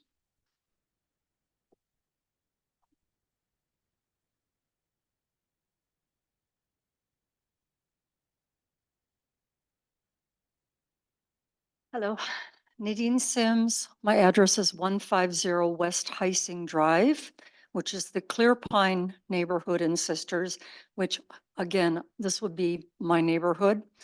I go down this street every single day if I leave my home. And so I'm vested in what happens. I have looked at the Conklin property for years and wished that it had been brought back to life, or that something that we could have used for our community had happened there. This proposal, and I was not prepared to talk tonight. These are just notes I've taken since I've been here, since this started this evening. But I just want to put these questions out for further discussion amongst you who are making decision. How does this benefit the Sisters community? I have nothing against RVs at all. I think they're a real fun way to travel, but how is this property going to be used almost half the year? Our biggest problems in Sisters are housing, additional housing, let alone affordable housing. This is not housing. We need more employment opportunities if we can get the housing situation worked out. This doesn't provide housing or employment. And a big concern I have, I love dogs. I take care of dogs. And I know what dogs do in areas of water play. They destroy it. I used to live in Bend for many years, and I know how big of a problem it was along the Deschutes River. Wherever the dogs had access, they wear it away, and a lot of storing had to be done. So if you have a water play place for dogs and it's unsupervised, even if it is supervised, it's going to be a mess. And who is going to oversee that people who just come here, coming and going, are going to keep this place, this lovely looking picture, in good order? Who's going to pick up the dog poop? It doesn't happen now with people who live permanently. I just, it's so easy to make a lovely diagram and plan. I had one made for my backyard by a professional landscape designer. Looks beautiful. Never happened. I can't afford it yet. So I still got raw dirt in my backyard. Now I have a beautiful plan like this, but it didn't happen.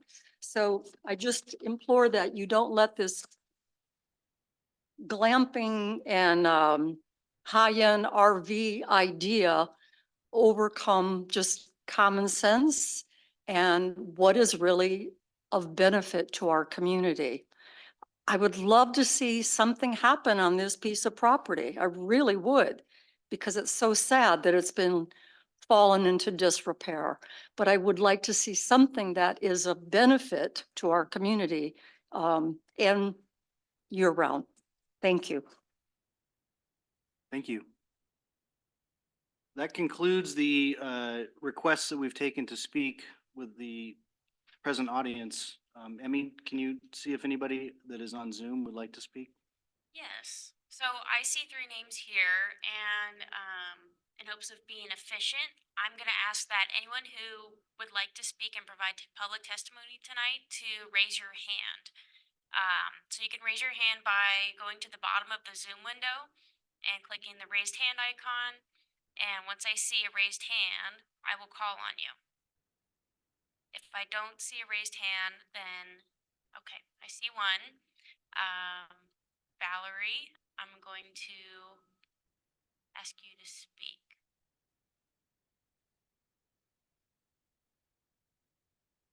And I don't hear you yet. I'm going to ask to unmute. So I don't know if this is me, but you said Valerie, but I'm not Valerie. I'm Julie York. Oh, okay. Your name says Valerie Wells Kennedy, but please speak. It's probably just because we use Zoom on my computer at work, but nope. Please state your name and address for the record. Yes, Julie York, 1131 Jansen Court. So I also live in the Grand Peaks area. And I, like many, do travel in an RV and stay a lot of different places. I would have to say that I've never been in one that really welcomed outside folks, even if it was in a neighborhood situation. They're really, if the amenities are designed right, they're really for the people that are there. And I assume that if this business is doing well, it's going to compete with community folks coming in and using the pickleball court or any of those other amenities. I noticed they mentioned a stage. We already hear in the evening, in the summer, all the music from that's going on downtown, and where I promote all that and support that music. I don't need another venue that much closer to where I live. The other thing I think that hasn't been mentioned, I know there's a talk about traffic. We don't know how the new roundabout's going to impact those two streets. But one thing that was never mentioned is this isn't normal car traffic. These are huge vehicles. I love the RV park out at the Ben Sisters. It's a beautiful facility, but it's also in a location that's appropriate. It's not in a neighborhood. There's a lot of access to pull off the road and not be waiting for vehicles turning in or whatever. So needless to say, I would definitely support, and I think we could use affordable stays here for folks visiting. I just don't think it's in this neighborhood. Thank you. Thank you, Julie. Would anyone else like to speak? I see a Megan or a Tori. If you'd like to speak, please raise your hand.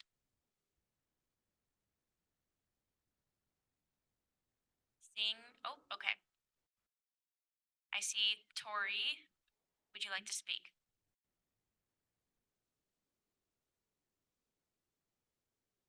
You're still muted. If you could unmute yourself. How's that? That's great. Thank you. I live at 490 East Diamond Peak Avenue, and I would agree with the three previous speakers, Charlie, I think Therese, and the last speaker. I would say that this is not an appropriate use of this particular plot of land in this area. I too have stayed in RV parks, including the one down on Route 20. And it is lovely, and it's much larger than this space. And I think it is appropriate off a major highway as it is. I just feel that the documents that Charlie has submitted to the Planning Commission should be read and considered in great detail, because I think he states very clearly what the concerns would be of this particular proposal in this particular area. Thank you. Okay,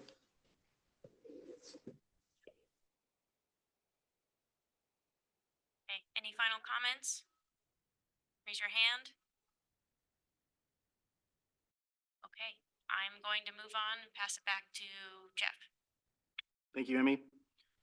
One last opportunity for folks in the audience tonight to speak. Is there anybody else that would like to comment? Nobody else? Okay. At this time, I'd like to invite the applicant to come up to the podium for any rebuttal that they might want to share with us.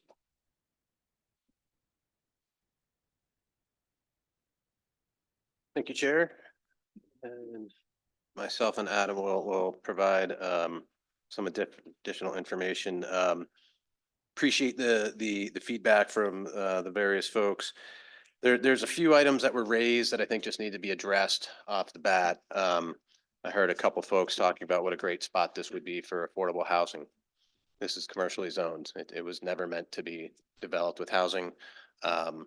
You have an economic opportunities analysis that's identified your land needs for a variety of employment type uses, everything from traded sector to more food service, tourism related. This has been included in that EOA and has been identified as a land need for these commercial uses. So affordable housing is needed all across the West. I don't think the Larrabees have any issues acknowledging that more housing is needed, but this property was brought into the city specifically for commercial purposes, and it will be developed as such. So it's really not a candidate for an affordable housing project.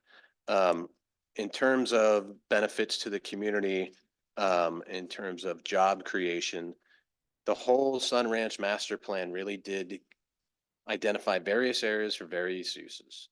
The residential area, and then really the traded sector employment was aimed for the boutique industrial, that the North Sisters Business Park. This has always been focused on tourism, restaurant and accommodation. So it has always been that particular type of job that would be created and generated on site. It was not meant to be, you know, something that you would find up like Laird Superfood or anything along those lines. It was always meant to be lodging, food, really more the tourism related items. In terms of the seasonal, yes, obviously, the city's occupancy rates, like everything else in Central Oregon and every other community, they dip in the winter. Summer is big. The shoulder seasons are a little better. Winter tends to be tough. There is the ability for this will stay open year round, unlike the Creekside Campground. So people can stay there. But I think the other component that folks need to keep in mind is that this tap house, these, you know, a restaurant or food carts, those will be open year round as well, as will paddleball court. People play pickleball. I'm used to paddleball. In the winter, there are opportunities to bridge those gaps. Getting through this conversation of what uses are permissible is the first step. The programming elements that really address those shoulder seasons and the winter season, that's kind of step 2 or 3 down the line. They are not at all ignoring that. They're setting it up to be able to address that. But yes, occupancies for lodging facilities and sisters are down in the winter. We're trying to do something a little bit different that would hopefully attract folks at times of the season or times of the year that it typically doesn't. Someone mentioned ignoring the vision of the Sisters Country Vision. We're very consistent with it. We've done a good job of demonstrating how we are. Your staff concurred with it. It was all part of that vision is to continue to focus on tourism and have tourism expanded to provide more options, more activities, more interest for folks to come here year round. And they do not take that obligation lightly. One other item before I hand it over, someone mentioned they stayed in a bunch of RV parks and they've never seen anything like what we're proposing, and that's fantastic. We still have a ways to get to before we actually put something on paper and come in with an application if we're successful in this process. But nobody had ever seen anything like Sun Ranch Business Park. Nobody had ever seen residential in a business district. Nobody had ever seen anything like Five Pine. Nobody had ever seen anything like Shibui Spa with a gym, with a very, I would say, attention to detail hotel with cabins. Cabins were new, the brewery, a barn for a movie. All this stuff was very innovative. And Larrabee's and the plan for this project is no different. It's going to be something different, but we're hoping to have your support to get to the point where we can really start doing that detailed planning. And the first step is this text amendment. The other item, having eliminated any ability to develop in a mixed use fashion, that's not true. We made things more consistent with what you have throughout the rest of the development code. Eating and drinking establishments, hostel, hotel, and lodging establishments could be RVs. It could be more traditional types of overnight accommodations. There could be a hostel. Who knows how this will all end up? Still allow for cideries, distilleries, wineries, breweries, community centers, a park. Park isn't permitted currently. So the intention and the plan is mixed use, and we're going to stick with that. I think I've addressed enough. Oh, neighborhoods within walking distance of existing RV campgrounds. I have an example of it right down here at Cascade, at Creekside Campground. So it can be designed to be compatible. It's always been planned to be a component of the Sun Ranch master plan. We're not ignoring that. We will continue to have that cohesiveness. We're just asking to make some changes to the code to allow us to get to that planning. With that, I know Adam had some additional items. I just wanted to address, some of the comments about the appropriateness of putting RV park, for changing the code to allow an RV park on this particular location. And Mr. Stevens' letter directly raised the issue of Goal 14 and if that was appropriate under Goal 14. So real fast, Goal 14, statewide planning Goal 14 is intended to, protect urbanization. It's to protect the UGBs. The point of Goal 14 is really to keep urban uses inside UGBs and rural uses outside of UGBs. So how does that play in the context of RV parks? Well, I think ironically, I think a lot of other people do as well. RV parks are, for the most part, considered an urban use in Oregon. The state land use system is really pushing RV parks to within UGBs. There have been a number of cases where people have tried to do, fairly large, intensive RV parks in rural unincorporated environments throughout the state.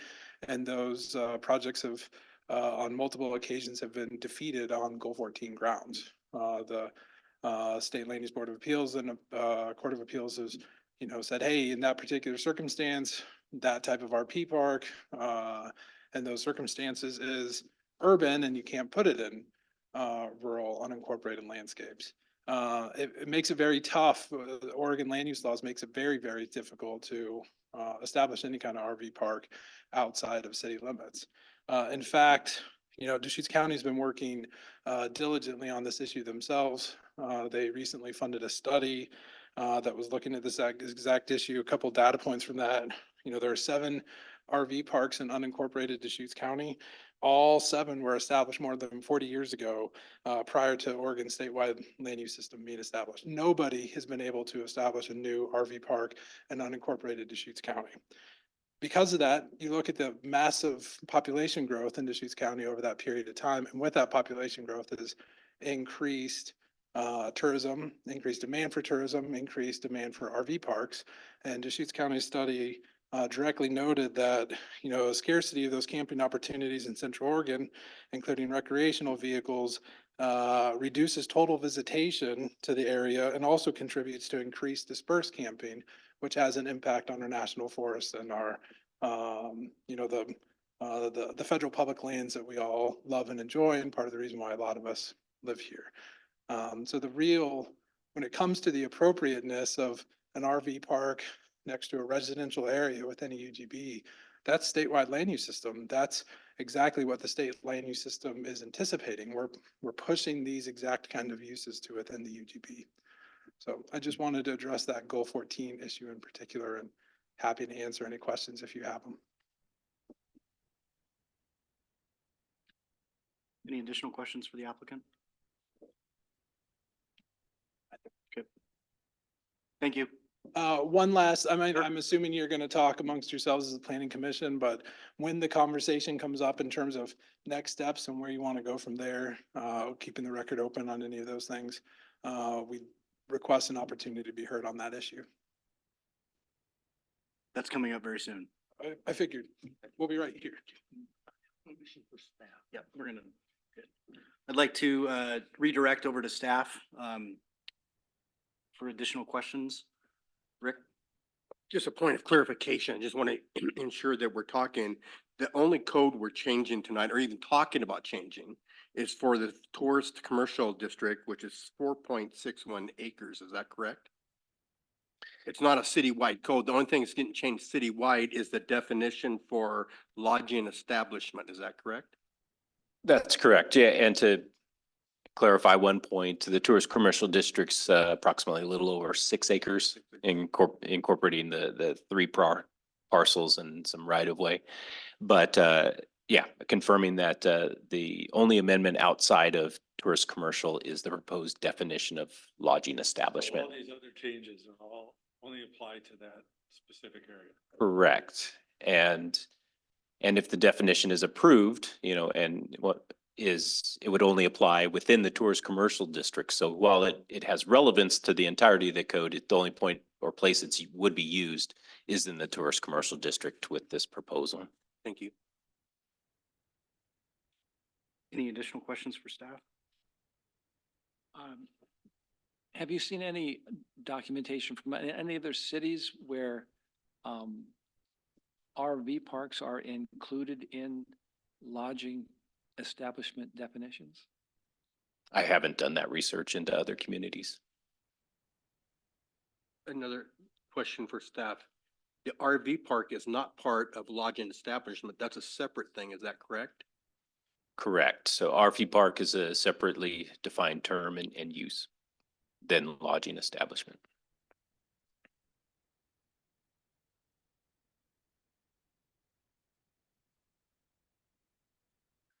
Okay, I think that concludes questions for the staff.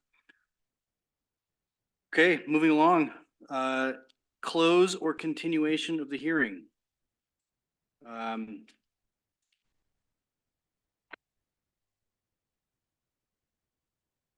I've not heard any commissioner specify that they want to continue the hearing. I'd like to suggest some modification. But So if we go into deliberation, then We can you've got some thoughts? Is that what? Yeah, Okay. yeah. So the applicant is asked to participate in this particular aspect. Staff, I could use some guidance here as to what our next steps and what the options are going to be going forward. Yes, so a scenario that I'm hearing play out is that the planning commission's considering closing the public hearing and moving to deliberations. And so within the deliberations, you can, begin to discuss kind of the elements of the proposal, what, again, kind of if it's approved as proposed or with amendment. And we don't need detailed or specific language that you'd be considering if you were contemplating some revisions, but rather some concepts that we can then take back and prepare some specific language for your consideration as a follow-up. So that's available to you. And Chair, may I be heard? The applicant would request, if the planning commission is interested in proposing amendments to the code itself, that you continue the hearing so that we could come back. We can work with staff, we can take that feedback, we can tweak the code, and then we could come back and present it. If you close the hearing in its entirety, the only forum that we can communicate with you directly is via writing, and sometimes things get lost in the mix. So if the planning commission is looking to tweak the code, we'd ask that you continue the entire hearing. We'll go tweak the code, bring back those amendments to you. So if we go ahead and we continue the hearing, close the public, we would keep it open to public comment so that the applicant can continue, correct? correct. Okay. If we go that route, I'm inclined to listen to whatever changes or recommendations the commission has. I don't want to go into full deliberation tonight due to the hour. I do want to have the opportunity to have robust discussion on this. I'm not sure that tonight is appropriate for that. So here's what I'm inclined to recommend. We keep it open. Move to the deliberate, well, what's the exact process here so that we get it right on the record? So there's the opportunity to kind of provide preliminary comments, but not move to full deliberations. Okay. In that respect, we'd have those ideas open and available, and then continuing the public hearing, meaning that the oral record, the entirety of the public hearing, providing the opportunity for additional oral comment or written comments to be provided at a later date. Okay. But with some initial consideration of ideas, concepts that you're contemplating, we can incorporate that into any meeting materials prior to and leading up to the continued public hearing. Okay. Does everybody on the commission understand the gist of that and how we're going to? Preliminary ideas at this point. Uh-huh. Yep. Okay. We're going to go ahead and do that. And I guess so officially, we will be continuing the hearing and public comment will remain open. We will need to define a specific time and date. And once that is complete, we will provide preliminary discussion and feedback for the applicant. So as they have the opportunity to come back at the continued hearing and share their feedback. We're confirming the date if that's what you're looking for direction.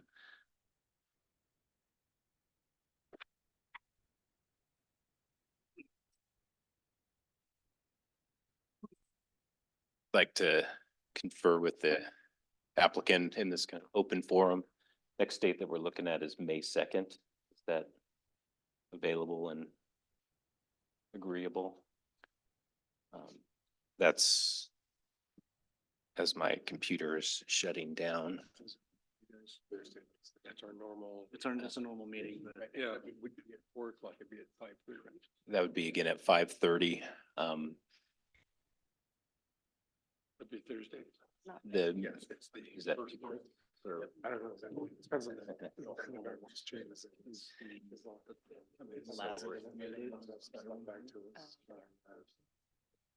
But I won't be out of town. yeah.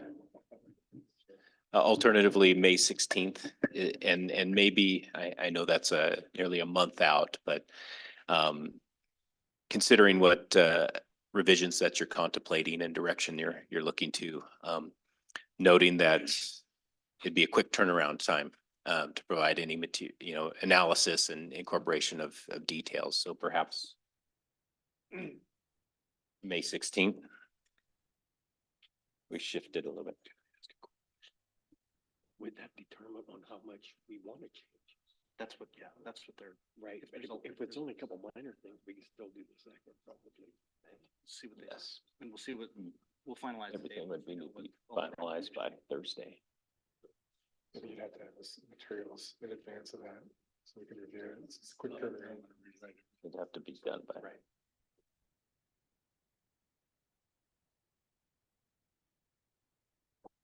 So we can keep that fluid, I think. I think they want to hear what the extent of the comments are before we commit to a meeting in 2 weeks, because there's a quick turnaround with the packet having to be out 7 days in advance. So that's really the 25th.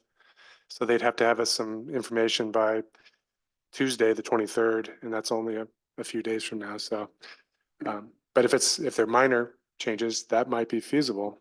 If they're more extensive, then that may necessitate it going to the 16th. Why don't we determine what those changes are, and then we can come up with a viable date. Sarah, do you want to go ahead and start? Sure. I would propose removing the lodging establishment definition and adding back hotel and motel. I'm uncomfortable with the word structure in the definition, and I think that would lead to the potential for yurts and other things that maybe we wouldn't want in this area. Also, I think it adds a level of complexity that is unnecessary right now. Let's see, there was an addition of hostel to the allowed land uses.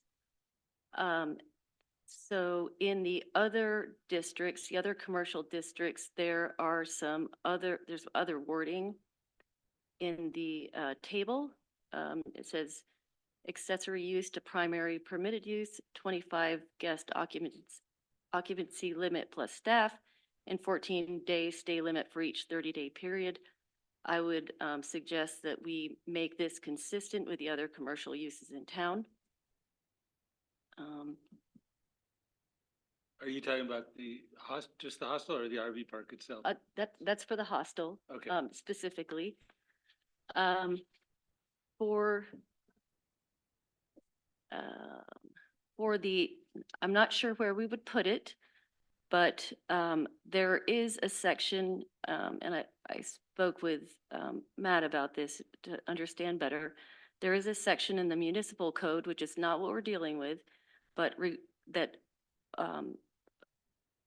the current campground operates under, and it says that no person shall stay more than 14 days maximum in any 60-day period in any designated camping space or designated RV parking space.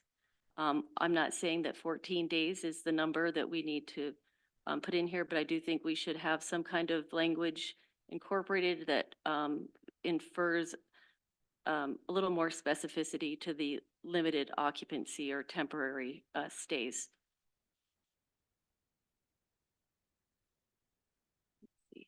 I'm gonna look through my notes if someone else wants to go. Art?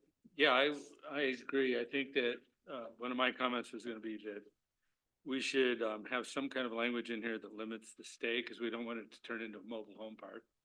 So I don't know if it's 2 weeks, 3 weeks, or whatever, but it should be temporary. And some kind of language that that guarantees that there is a minimal impact on the surrounding. I speak loudly enough. So that there is screening and some kind of a noise suppression, so that we're not, doing 11 o'clock loud music for the neighborhood.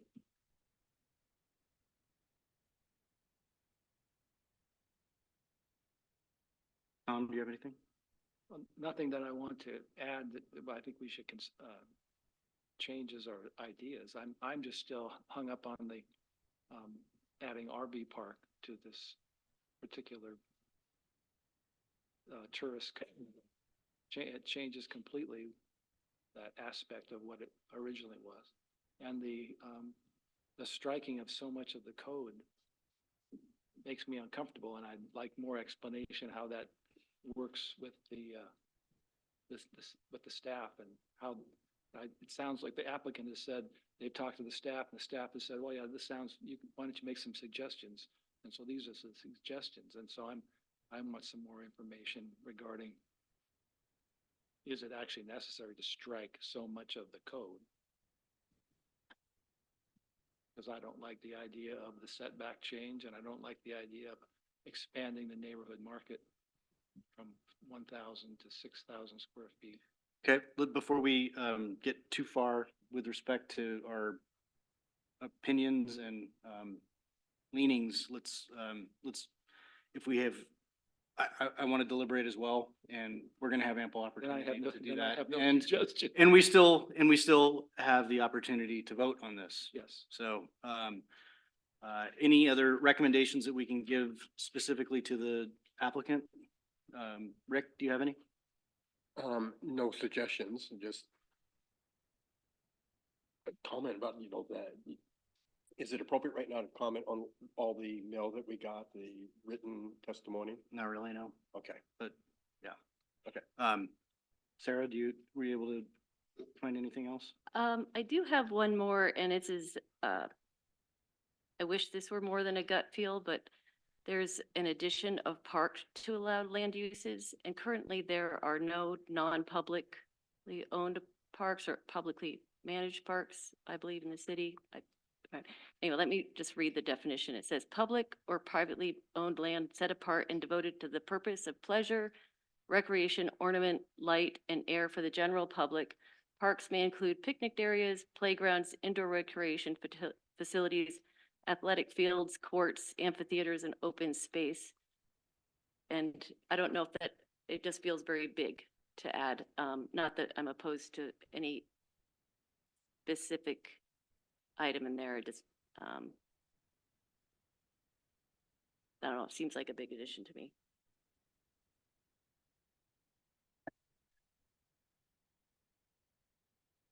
I think some other developments do have open area they've turned into parks. Saddlestone has a private park that is open to the public. Right. There's a few of them. Right.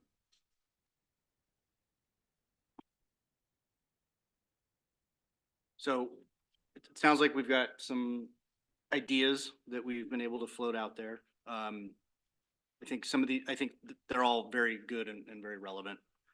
Some of them I think are probably more suitable to a development application if it were to come in.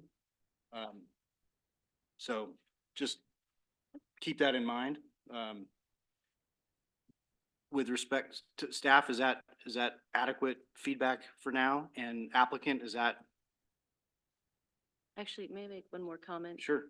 I don't know where this goes, so I apologize if this is out of place. I would like to, if it was possible, to have a requirement for a caretaker on site. I know we have one in the other RV parks in town, and just somebody who would be kind of watching over 24/7. Mr. Chair, is it possible to have a 5-minute break so I can confer with my clients Sure. without whispering and nobody's really hearing each other? Of course. Appreciate it. We'll adjourn for 5 minutes. No, but that there's gonna be a development that would require a caretaker in that. We don't have the development plan yet. Right, but. She was just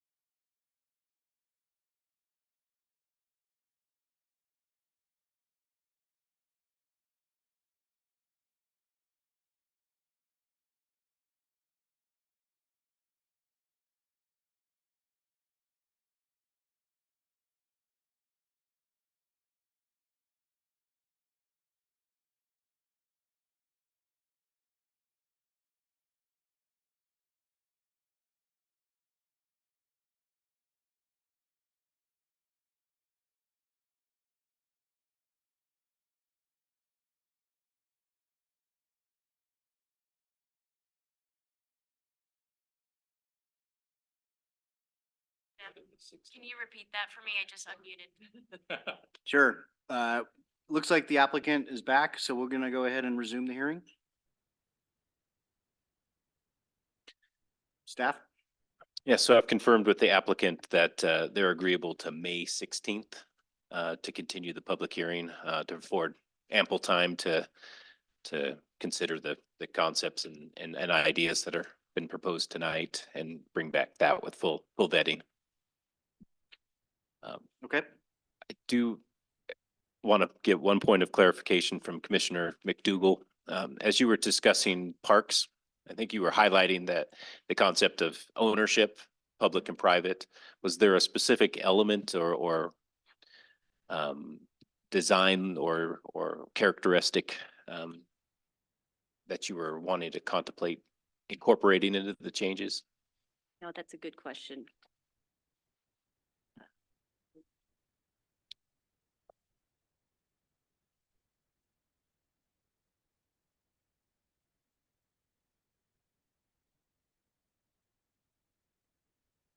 I think originally I had been concerned about the word amphitheater, but I acknowledge that the noise ordinances would probably quell the concerns I had. Okay.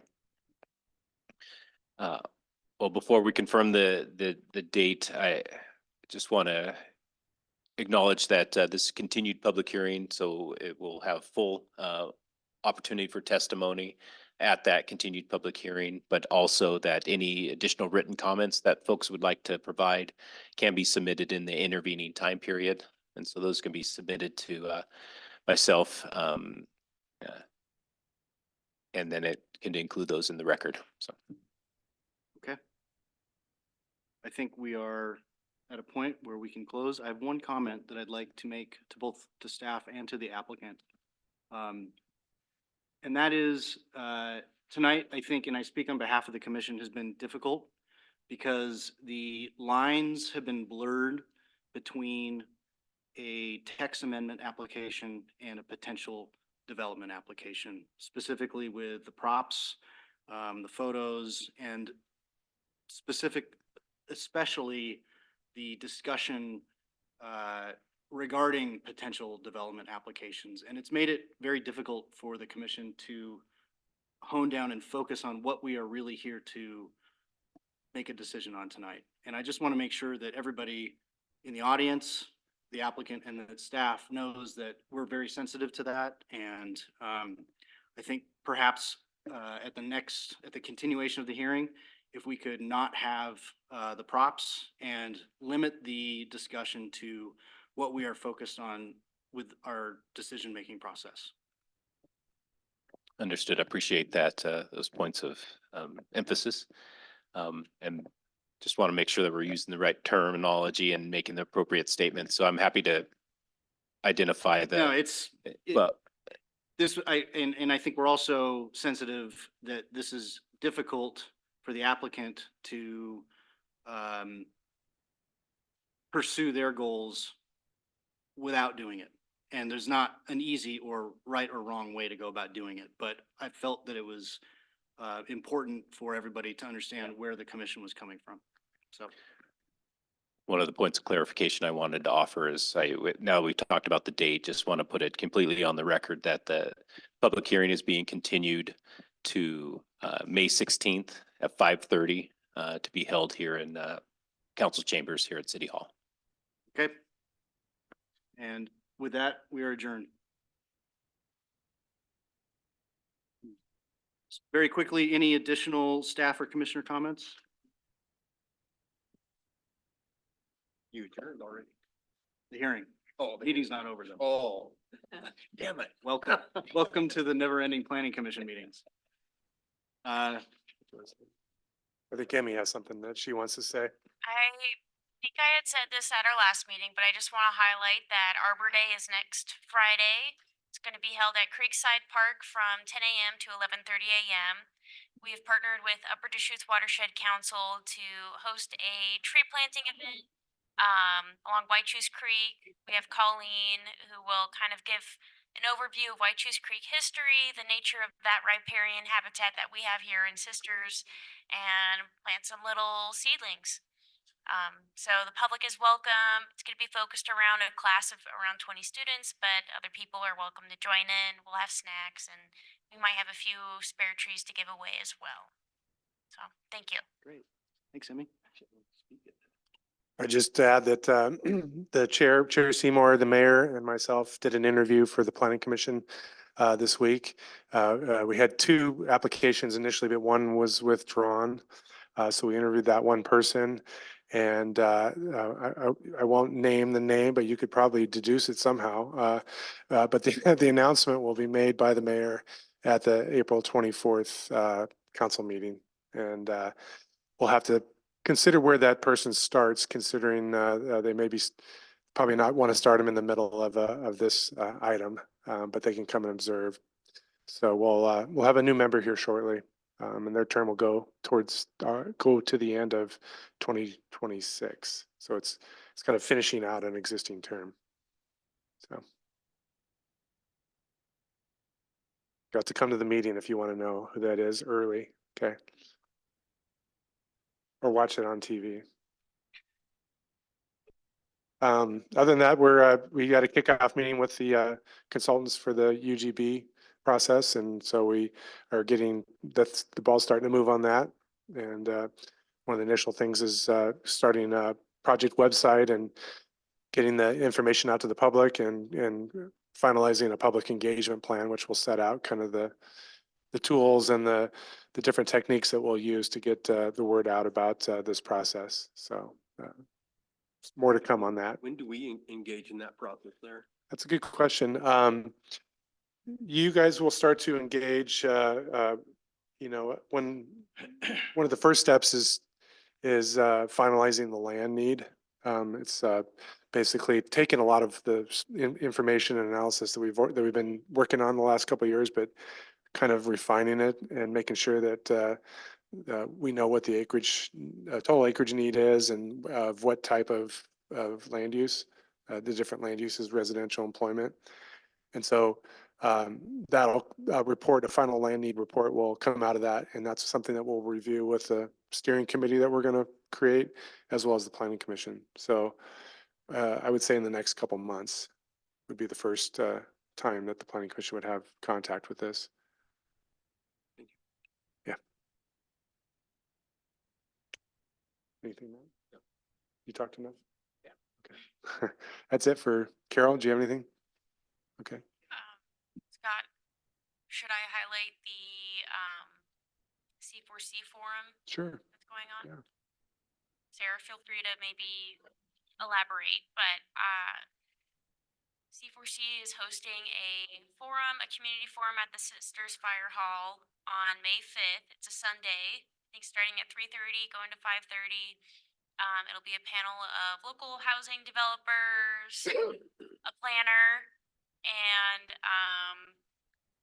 Sisters Habitat for Humanity director, and Jennifer Letts, who's our council member. And we'll be there to kind of talk about local housing issues and what efforts are underway to kind of support workforce housing. So you guys are all welcome to attend, or just spread the word. Yeah, if you didn't catch that, Emmy was pointing at her. She's Yeah. part of the forum, so really appreciate that. Yeah, read the thing in the Nugget. Yeah, great article. Thanks. Watch out, she's gonna have your job. What's that? I said, you better watch out, she's gonna have. I your know, she's heading that way. I don't know if she'd want it. Yeah. All right, we're done. Adjourned. Oh, we can't go down. Know the line? person? Oh.